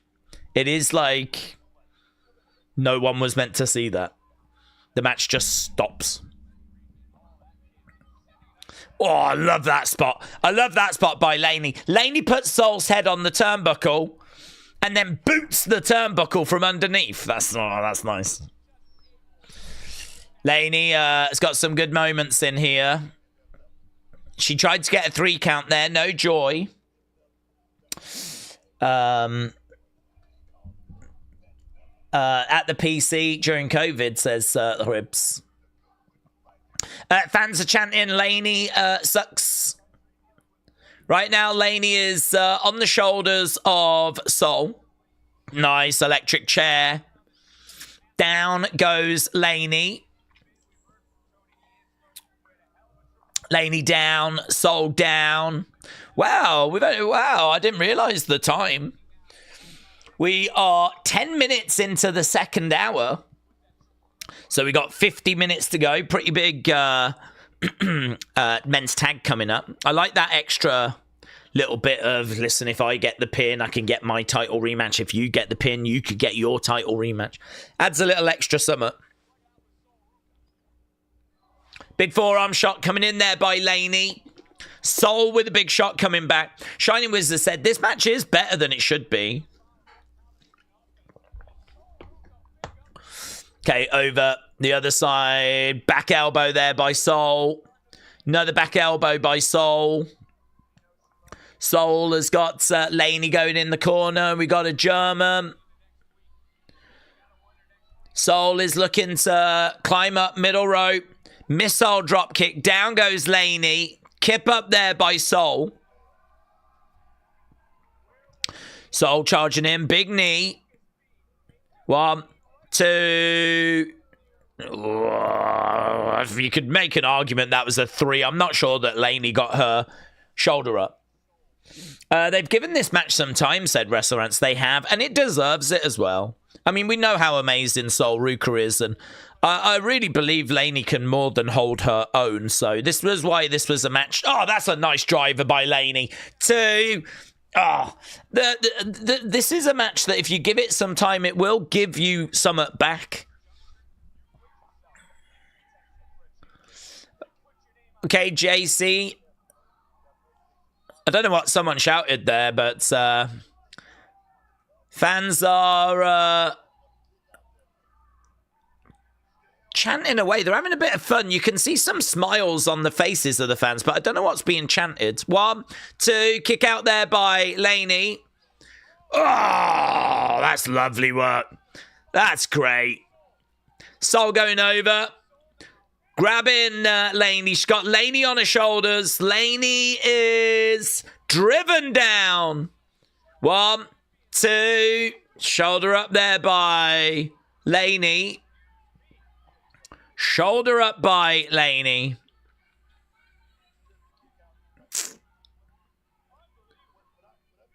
Soul trying to get back up to her feet. Lainey goes into the corner. Soul looking for a suplex. Back elbow there by Lainey. Lainey round the back looking for... Oh, that's a nice pin by Lainey. That's a good pin. Lainey, big boot coming in there by Soul. Soul against the ropes. Lainey's got to be wary of any Soul snatchers. It's probably best to try and stay in the center of the ring if you can. Anything even remotely close to the ropes or the corners, you're probably going to get caught. No, move. She had that well scouted. Lainey grabbing the leg of Soul. Lainey charging in. Crucifix pin. It's a bit close to the ropes. She abandoned it. She's taken down her knee pads. JC's getting very excited. The knee misses. Roll up. Get out the way. Get out the way. Get out the way. Oh, she got caught. Gotta be honest, I was rooting for Lainey in that match. I do like Fatal Influence, and I'm so annoyed with Soul and the whole split with Zarya. I'll get over it. I do like Soul, but right now, in this moment, I was rooting for Lainey.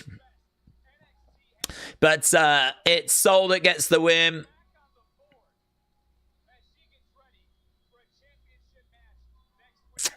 Good match, though. It's a good match. Let's get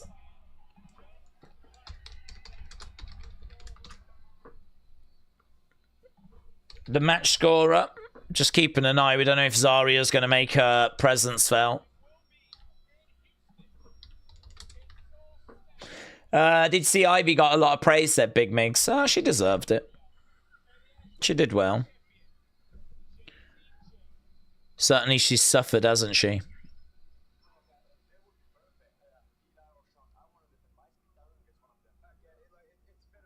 Suffered by losing to Maxine.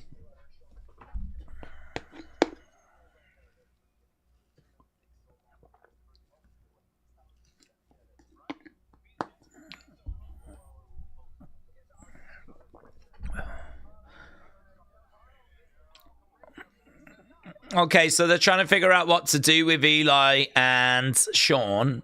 Oh, yeah, I forgot Swipe Right had them tag belts.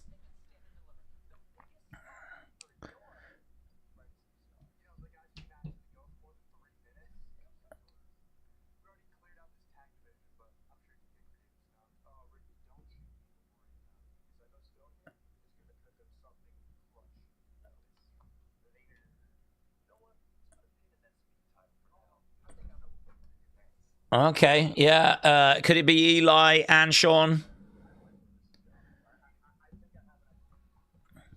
Not down on that. Not down on that. Robbie said, Soul said in an interview that Oba can do a pretty good Soul Snatcher. Okay, here's Wren. We've got a speed match coming up. And this is going to be quick. These things only go for like 3 minutes. It's going to be Wren versus Thea. I can't believe how quick this show's going. Again, I feel like this show has had good, it's had bads. But it is moving quick. I will give it that. Wren making their way in, and we're just going to commercial break. So, keep getting your thoughts in about this. Big Tony D said, Daze, I'm confused. Danhausen wasn't brought up first by WWE, but you thought he was funny. But Hendry was not brought first by WWE, and you don't find him funny. Is there a difference? Yeah, there's a difference. So, I mean, first of all, comedy is subjective, isn't it? So I think the comedy of Danhausen is different to the comedy of Joe Hendry. But I'd say the bigger difference is that Joe Hendry is like a world champion. You know, in TNA, he's competing for the top titles. In WWE, I'm meant to be taking him seriously. You know, one is an outright comedy character. The other one is not. Joe Hendry is a credible wrestler who I'm meant to find credible, who I'm meant to believe can pick up victories against, like, credible challengers, but then does a lot of things that I find quite cheesy, like the turnaround and smile and the song and the wave in the hands. And I don't know, there's just like this stuff that just never resonated with me. As I said, had I been there at the beginning of it where maybe Joe was a bit lost and he couldn't like find his identity as a great wrestler, but he just couldn't find his identity, and so then, you know, he started doing the turnaround thing and the fans reacted and he's like, this is working, you know, and then it kind of grew. Maybe had I been there at the beginning, I could have got on board with it. But to have someone, it's a bit like the MJF thing that I was critical of. You know, when MJF was with Adam Cole and like you took one of the best heels that we had and started to have him do silly comedy and he was still around the world title. Like, I didn't understand that. Like, I didn't get that at all. And I feel like Joe Hendry is a little bit in that area where he's doing this kind of cheesy, silly comedy stuff, but I'm meant to take him as a legitimate threat. I'm meant to take him as being a serious challenge at the top end of the card. And actually, when it comes to Joe, I've really enjoyed the work we've done with him recently. I've enjoyed the kind of more serious video packages that we've done. Even here, actually, you know where Wren thought he was going to be in the fridge because we'd had him in the fridge before. She said his name. He still appeared, but he was like, nah, I've done that. And, you know, he kind of like carried himself with a bit more dignity. He still arrived when she said, but at least he wasn't hiding in the fridge this time. So, I don't know. The presentation of him I find actually quite interesting to see how they are evolving it and making it fit a champion better, right? And I thought that the build for his story with Ricky was probably some of the best stuff I'd seen. And that video package showing the history of him was really, really good. So I've actually got a bit of praise for Joe right now. I think the work we've been doing with him recently has been more to my appetite. But the difference with Danhausen is not that, is he? He's just an outright comedy character. That's it. That's his job. You don't have to worry about trying to buy him as a legitimate world champion. I mean, that's not what he's here for. He's here to just be in that R-Truth role, just have fun. But I mean, I don't find his comedy to be cheesy. I don't find, you know, what he does to be cheesy. I find his comedy to be a bit more entertaining straight out of the gate. I enjoyed the work that he did in AEW. That was no problem. But actually, I think you're wrong about what you said. I did see his work in AEW before he joined WWE, and I enjoyed his work in AEW, which is why when we discussed him being in the box, in the crate, I said if it's Danhausen, I don't mind. So with Joe, I didn't really see him doing his stuff outside of WWE. Danhausen, I did. So that's another difference. So there's a few differences between them. Okay, here's Blake.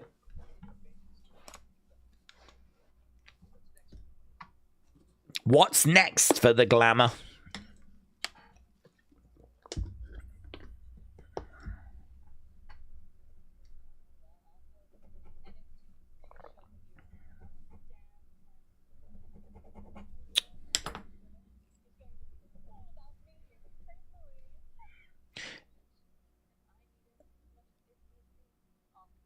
I need it as much as it needs me. So she's got her sights set on Stand and Deliver. Here's Tatum.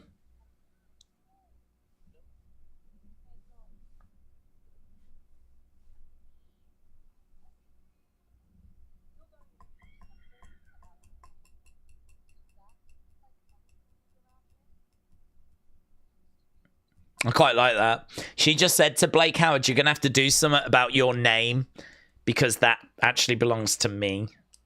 So Blake Howard might have to just be Howard now because Blake is claiming ownership of the Blake name. Okay, Wren and Thea about to get underway. Let's end the... Blake was just staring at the title, said Big Migs. Here she is. Social media's favorite girl.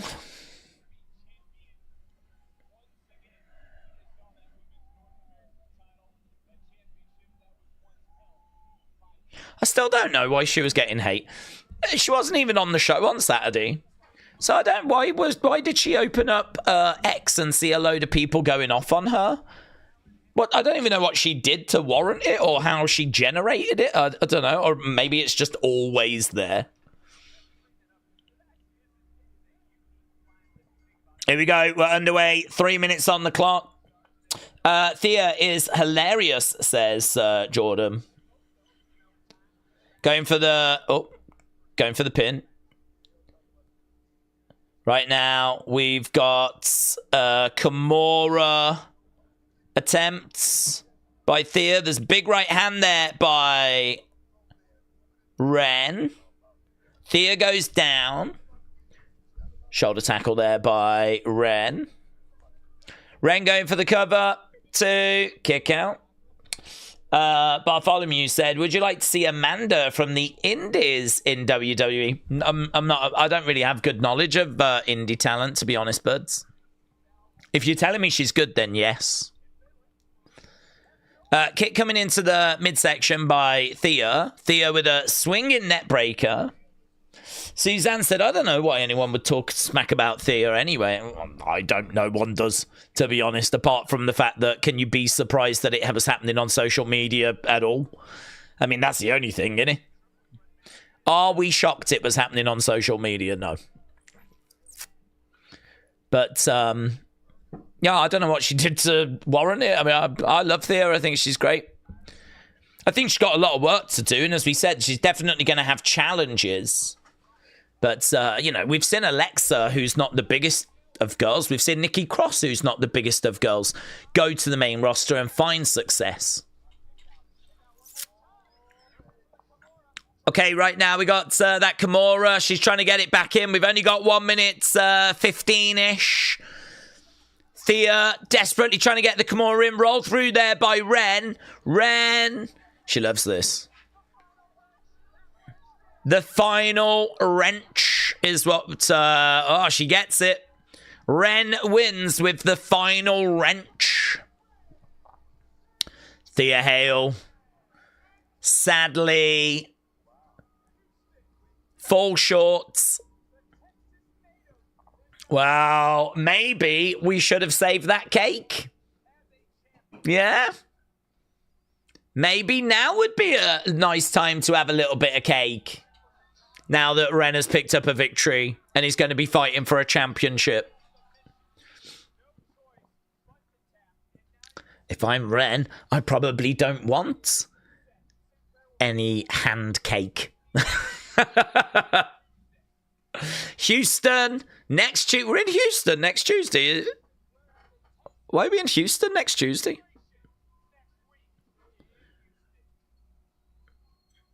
Did I know we were in Houston next Tuesday? I don't feel like I did.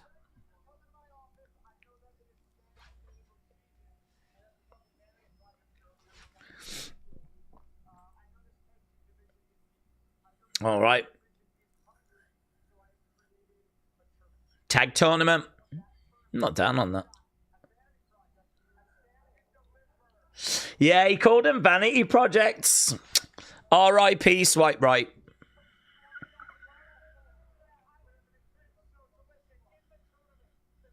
Cullen, Legacy at Night, Hank and Tank, Birthright, OTM.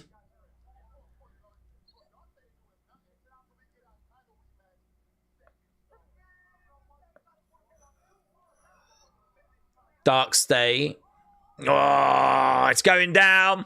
OTM and Dark State, or what's left of Dark State. There's no Dion, there's no Cutler. It was only Cyrus and Saquon.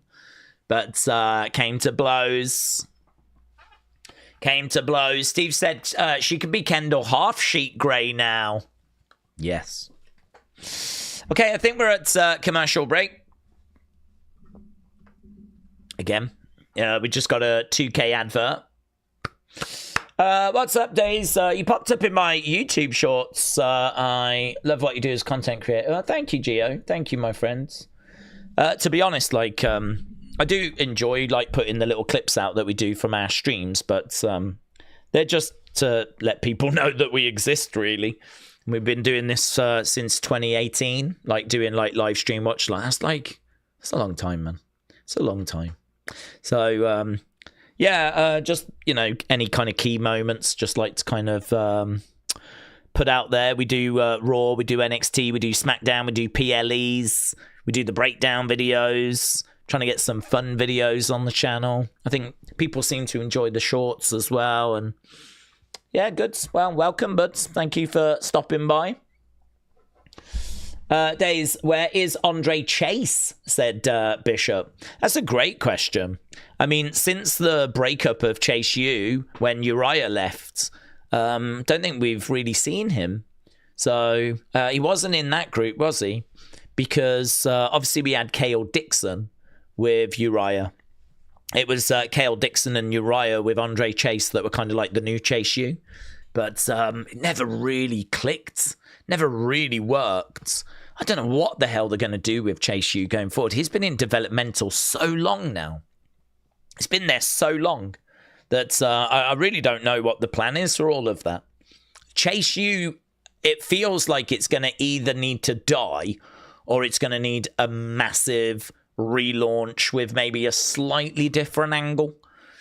I don't know that you can just do what we've basically done before. I mean, peak Chase U was like Duke Hudson with Thea and Andre Chase. And I mean, we're just a long way from that. I mean, I remember when those guys went to NXT UK. I mean, that's how long ago all of that was. So, yeah, I don't know. I don't know what the plan is when it comes to Andre Chase. Perhaps they are looking at a bit of a refresh. Thea's moved on. But, I mean, Duke Hudson's no longer with us. Riley Osborne, no longer with us. Bodie Hayward, who was in that group, no longer with us. They're not dead. They're just no longer with WWE.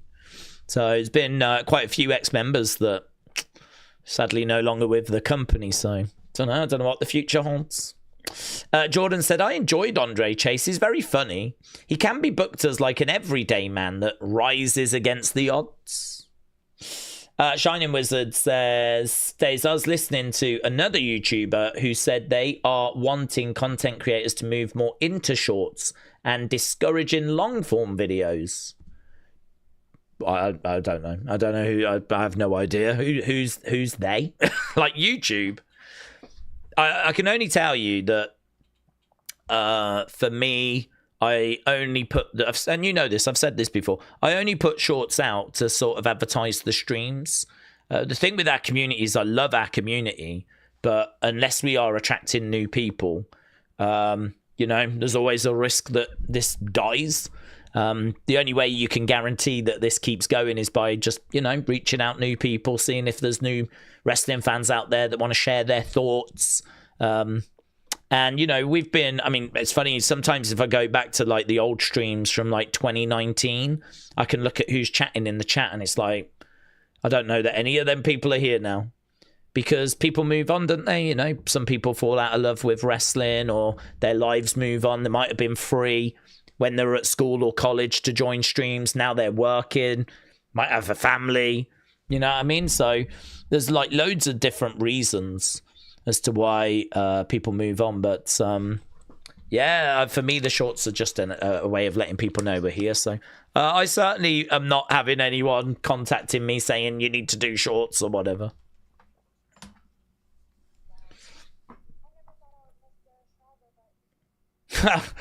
Wow. JC says, I never thought I would miss Sarah Schreiber, but... And gives Blake Howard like a dirty look. That's a good line.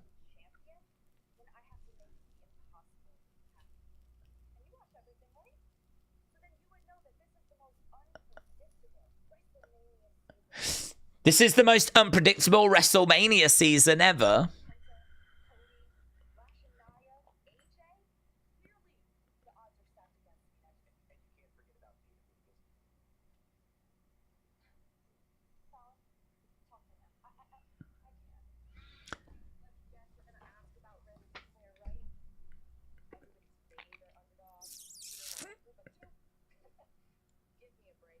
Fallon says, you want to talk about Wren?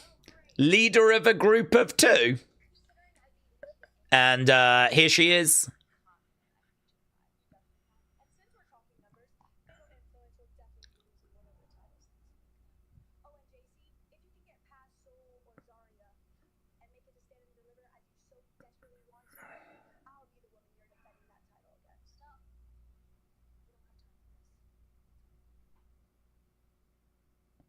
Okay, Kendall making it clear she's interested in a shot at the title. There's Tatum. Boom! From behind.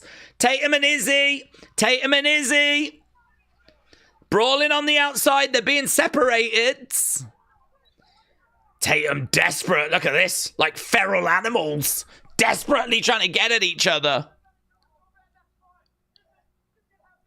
Rematch. Oh, steel cage. Steel cage.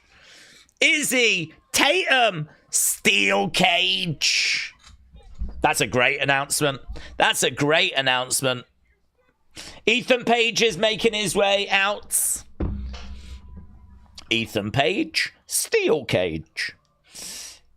Lovely. Big Mig said, we need more cake eating from Kendall just for days.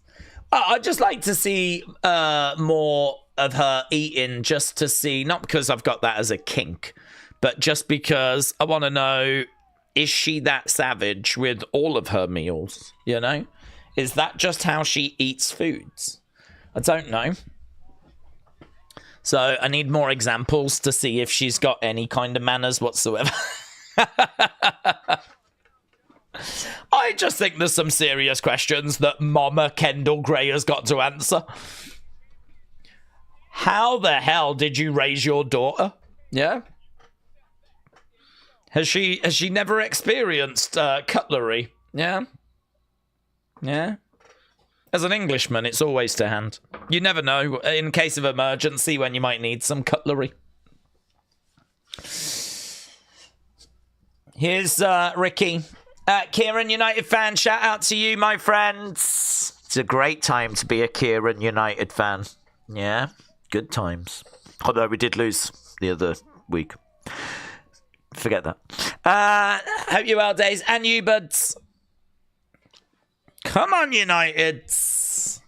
I don't know who we've got next, actually. I feel like it's this weekend, and I feel like it is... I don't know. I was going to say Villa, but I don't know that that's true. I'm going to look. Man United. It is Villa. Jesus Christ, I'm batting 100. Yeah, Villa, Sunday, 15th. Oh, that's a big game, isn't it? That's a massive game. We're both on the same points as Villa. That's a big game. I don't know what to think about that. William said, would people be shocked if I'm hands-on with my food when I eat? I know how to eat proper, but I do prefer caveman style. Joel says, United have got Villa next. Let's go. Let's go.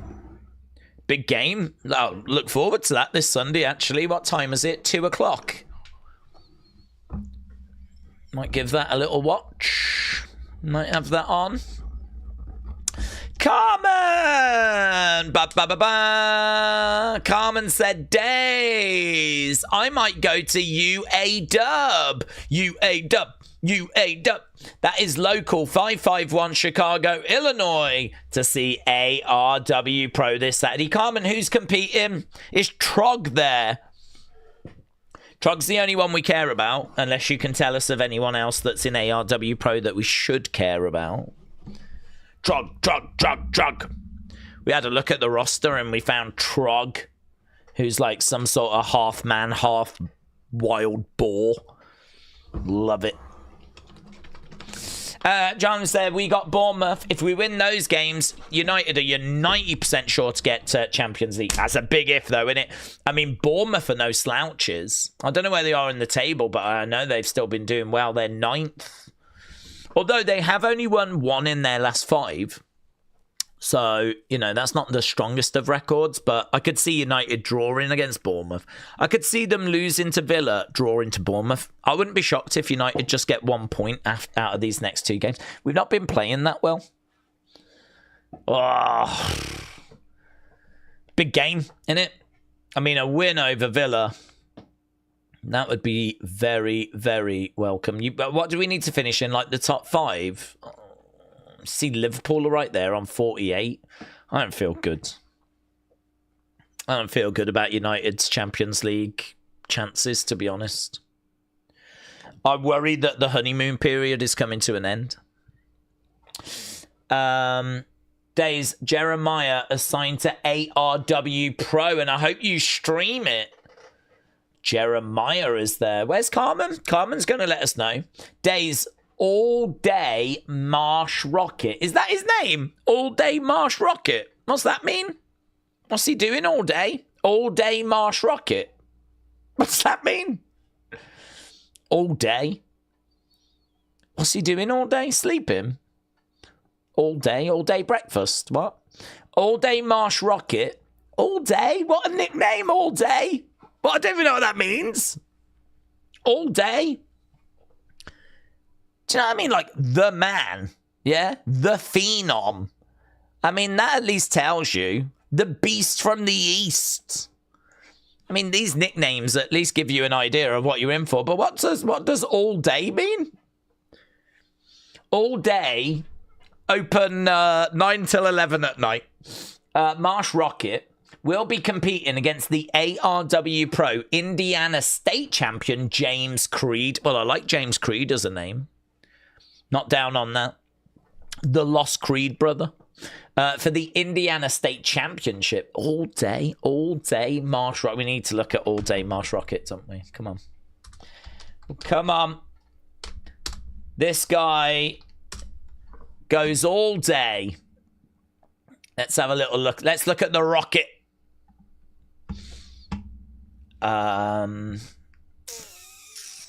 All Day Marsh Rocket. There he is.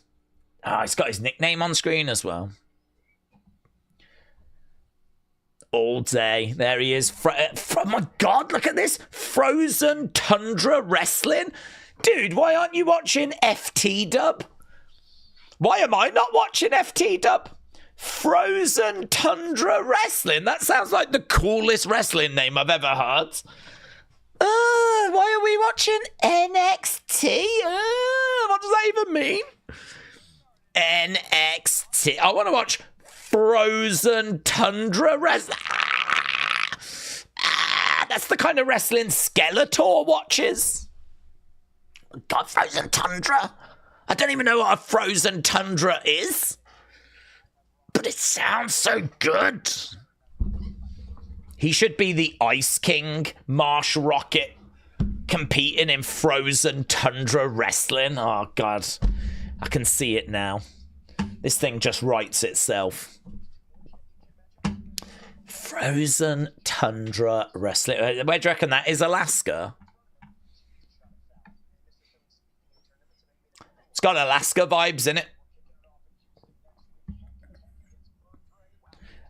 Okay, Hank and Tank against Birthright in the first round of that tag match. Oh.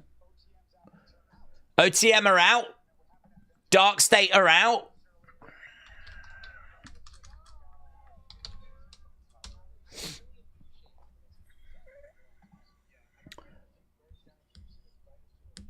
They've been active since 2018 and it's in Wisconsin. Is Wisconsin cold?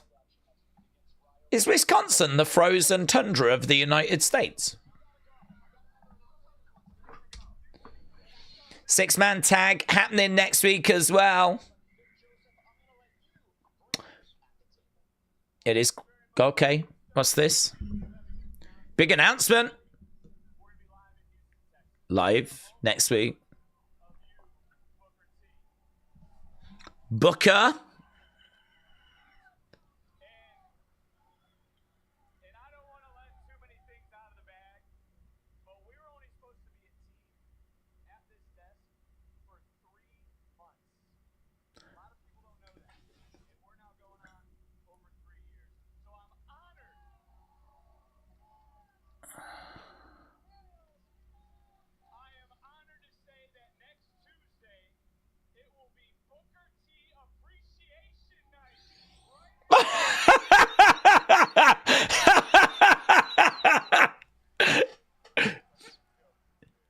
It's going to be Booker T Appreciation Night next week.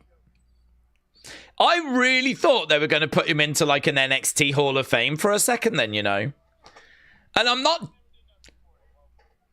really down on that as an idea, but what does that even look like? What does Booker T Appreciation Night even look like? Listen, I love Booker. I wonder if that's in a bit of a reaction to the Wrestling Observer Award that he got. Because, you know, there was a bit of a backlash for him winning Worst Announcer. But, I mean, what he's contributed... I mean, he's really added to the Devil's Kiss. And he's really added to, like, Trick Williams' entrance. Like, it's undeniable that he has made his mark on this brand. Some people might say it's not been a great mark, but I appreciate his work. I'll be showing appreciation next week. Don't you worry about that, Booker. I'll be showing appreciation. So there we go. We're honouring Booker T, and that's never a bad thing. That's going down next week. Dr. Luchadala said Booker gets a lot of hate. Sometimes he can be a bit extra, but I like him. I mean, one thing about Booker is he can be a bit extra. I completely agree with you on that. But he's earned it. Do you know what I mean? Like, what he's done in wrestling, he's earned the right to be a bit extra. So, I think he has contributed, though. Again, the examples I would give is the noises he makes during the Devil's Kiss. Massively got Devil's Kiss over. The trick entrance, his little ad-libs in that definitely helped with that. And I'd say even now with him singing along with like Joe Hendry's thing, I tend to find quite firm. I believe in Joe Hendry. I just find it quite fun to do. It's probably really annoying to listen to, but I find that entertaining as well. Booker T Appreciation Night. I want to know what it looks like. What does it look like? What does that look like? How do we appreciate someone? Are they going to appreciate him the same way I appreciate Frozen Tundra Wrestling? Or are they going to fall short? Your hands are sad to see. See, I don't like the theme. I like Booker's version. Yeah, believe in Joe Hendry.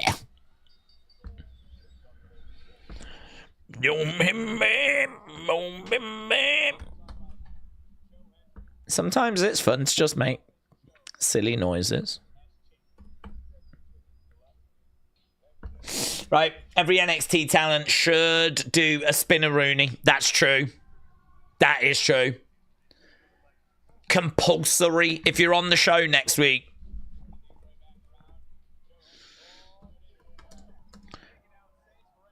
Okay, I haven't changed the thing, have I? I am so behind.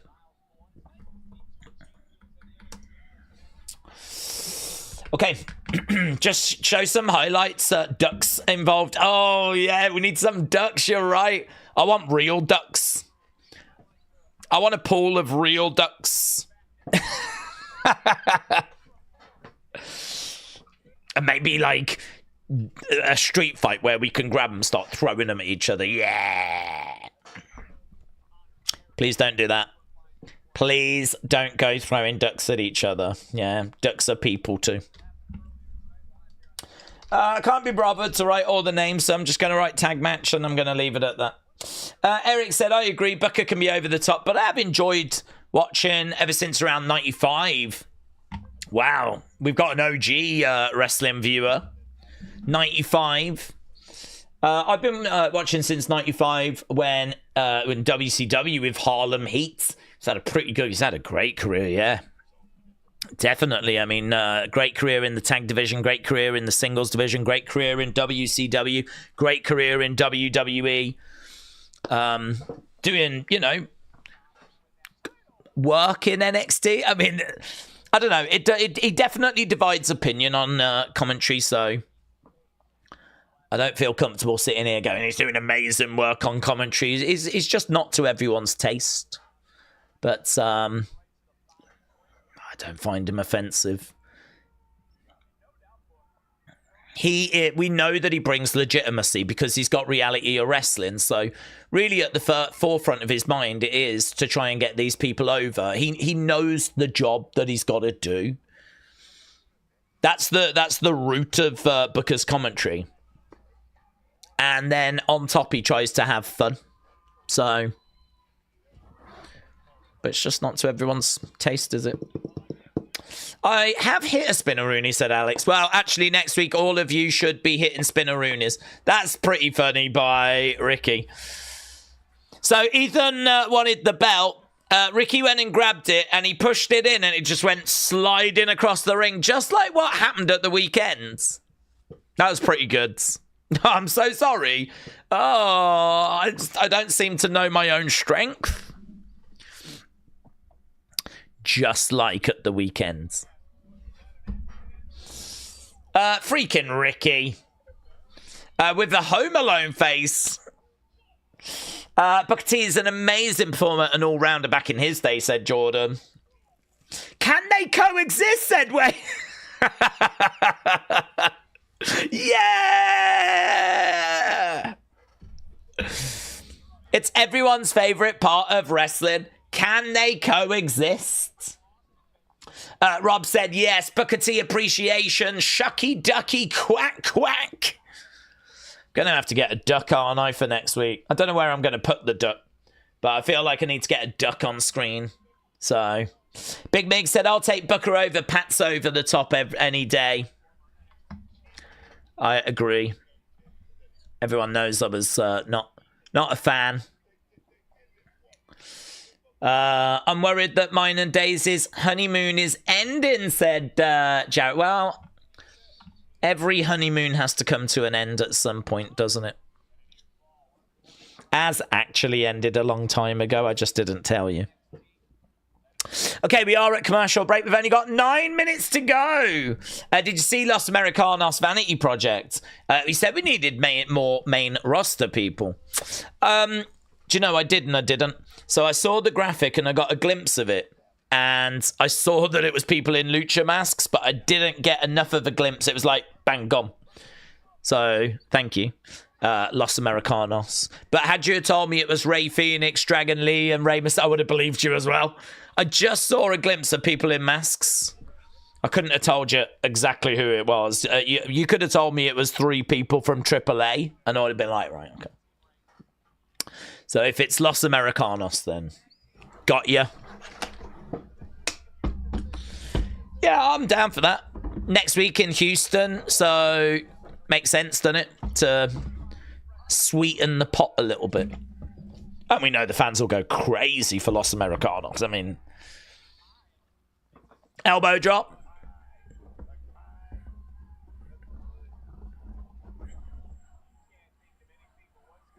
We Want Joe is the champ. Wrestle with Andy said, no bread, no water, just shucky ducky. Oh, yeah, man. Stand up, man. She's one mean little sister. Let's go. Let's go.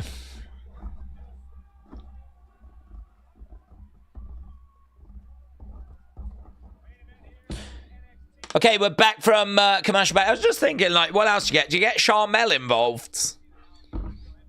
Chop coming in. Surely you get him to do a spinneroonie. Fans chanting, we believe. Matteo said, the Americanos are so random. How do they have a match on Monday? They said nothing about it, and now a random match in NXT. It's WWE, innit? It's all random.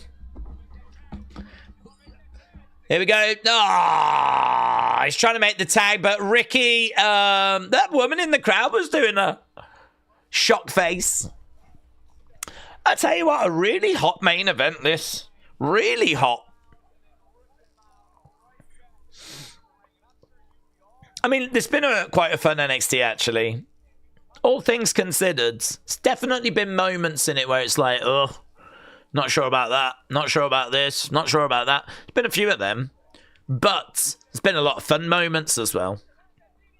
I enjoyed Soul and Lainey.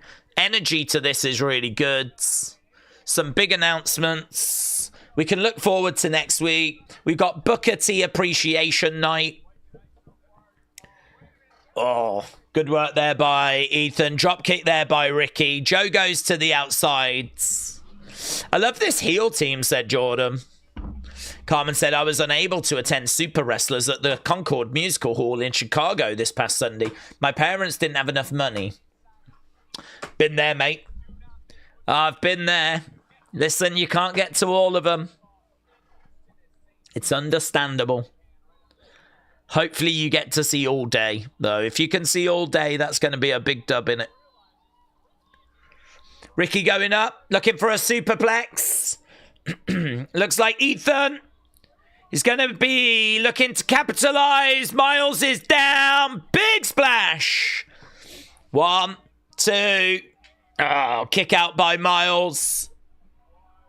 Kick out by Myles. You got 5 minutes to go. Big Time said the NXT episodes on the road feel like mini PLEs with how the cards get stacked. Yeah, well, I mean, you will have had to have shifted more tickets than normal. I don't even know if they charge for these tickets, actually. I don't know. I've never been to an NXT Performance Center taping, so I don't know. They need an audience, don't they? So it's in their benefit just to let them in. And they'll make some money from merch. Clothesline. Clothesline again. If this is free, is it free? If it's free, then that's like... There's nothing free in this world anymore. Imagine being able to go and watch NXT. It can't be free, can it? You have to pay to go to the house shows. But they do rely on a lot of the same faces. There's a lot of people that go each week. But you could charge $20, couldn't you? $20. Tickets for Houston are $50. They go up to about $300. See, even that's more than I thought. I thought they'd charge about 20. Shoulder up. Parents shouldn't have to pay for wrestling tickets, said Shining Wizards. Depends how old people are. Jordan, shout out to you, buds. Paige is deceptively strong. Well, I could see him getting the pin in this. If he pins Joe, then that puts us in an interesting place, doesn't it? Daze, you weren't wrong earlier. Izzy did look nervous, says AB. I hope she overcomes that. That's going to be a real hard thing to overcome, isn't it? Ethan throws the belt in the ring. Here we go. Ricky with that belt. Referee stops him. Joe, roll up. 1, 2. Kick out. Kick out. Against the rope. Stuck underneath. Over the other side. Over the other side. Boom. Ricky has got Joe. Okay, there's a bit of arguing now between Ricky and Ethan. Myles is coming in. Drop kick. Ricky to the outside. Ethan's going to look to try and capitalize. On the belt, man. On the belt. Twisted grin is going to get it for Ethan. Ethan pins Joe.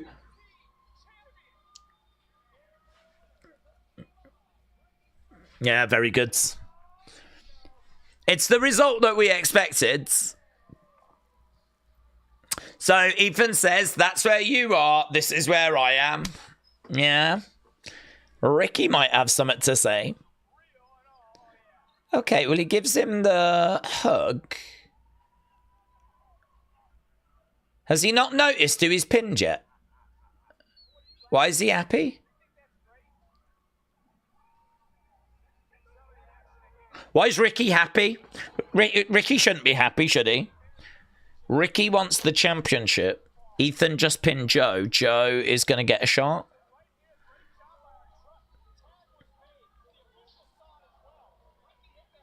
Is he just happy for his friend?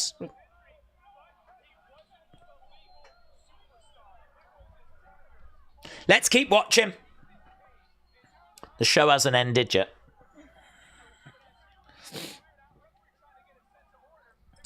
Perhaps he thinks he pinned Myles. Perhaps he doesn't know he pinned Hendry yet.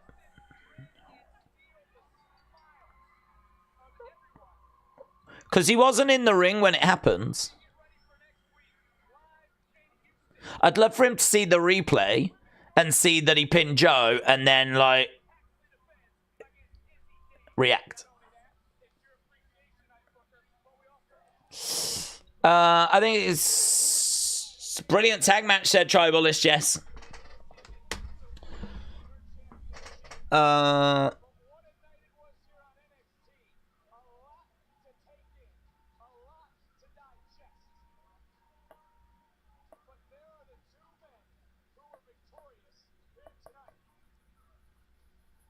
Does Ricky think he's going to be two-time? No, he is already two-time, isn't he?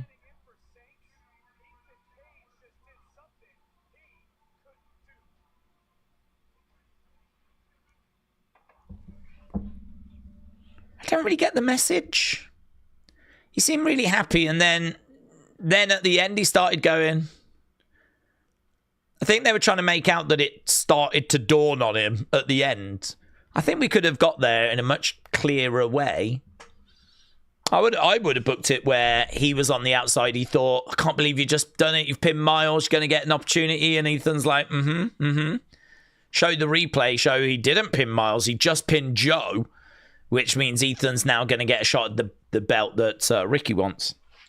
And then, you know, do the moment where he realizes, but whatever. It doesn't matter. Don't matter. Nothing matters.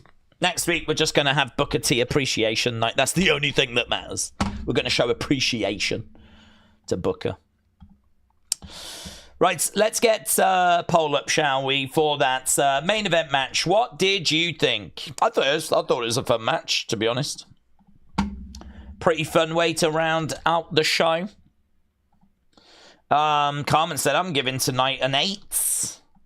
An 8. Big fat 8. Do you know who else 8? Kendall Gray with her hands. I was appalled. Boom, boom, boom. I thought it was atrocious, said Shepav. Did you? Tribal List loved it. Eric thought it was a pretty good show. All ego is better than Saints, said Humpty. Robbie has gone with an 8. Dr. Stooch Lala said it was a decent show. Ethan knows exactly what he's doing. Ricky is just too dumb to know it yet. Another solid show, said Tribal Lists. Jordan gives it 7.5. Wyatt said Keanu Carver is going to destroy Booker next week if that's the story they've been trying. Well, I don't really know why he needs to. Why does he need to? Booker doesn't control... I mean, you could be correct, but Booker doesn't control Jasper Troy.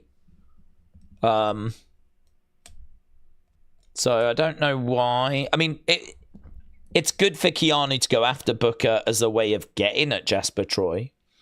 It's kind of good to go after Booker anyway, because that'll get a lot of heat on Keanu Carver. So I'm definitely down for it. But I don't know what Booker's meant to do. I mean, so he mentored him in LFG. This isn't LFG anymore.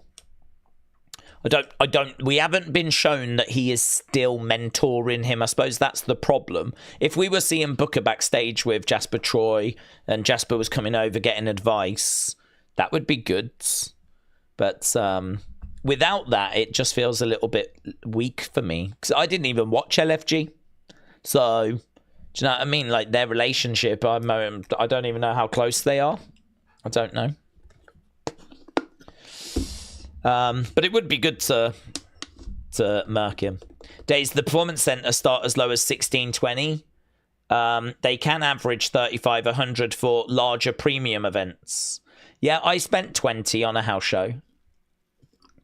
That's interesting, though. You're telling me about Performance Center, so I'm guessing that's for the weekly shows. A lot of them people go every week, so they must put like $100 aside or whatever to go eat for the month, you know? That's not bad, is it? $100 max. I mean, if you're telling me 16, 20, there's normally 4 weeks, so it's about $80, but say 100 in case. And you get to go to all the NXT tapings at the Performance Center. It's not bad, is it? It's not bad. That won't even get you in the door at Raw. Are you going to watch season 3 of LFG? There's not a way to watch it in the UK. It's not shown. So the only way you can do it is by going through Watch Wrestling.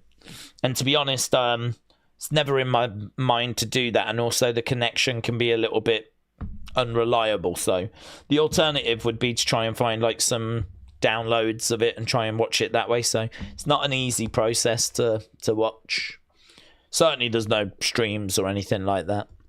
So I still have not watched any of LFG. I have managed to find some downloads of it, though, and I have downloaded it. So, yeah, I just need to get around to watching it, but I can't say that it's on my agenda. So, no plans at the moment. Watching it each week through Watch Wrestling just doesn't seem very appealing. Daze, I give it an 8.5, said Tracy. I love that Booker is getting his flowers. Let's go. Let's go. Same here. Yes. Right, get your thoughts in. Get your thoughts in. For that match, we'll end it, and then we're going to... I'm going to run away and grab some foods. I need to try and work on Unseen as well. So I'm going to work on Unseen, and...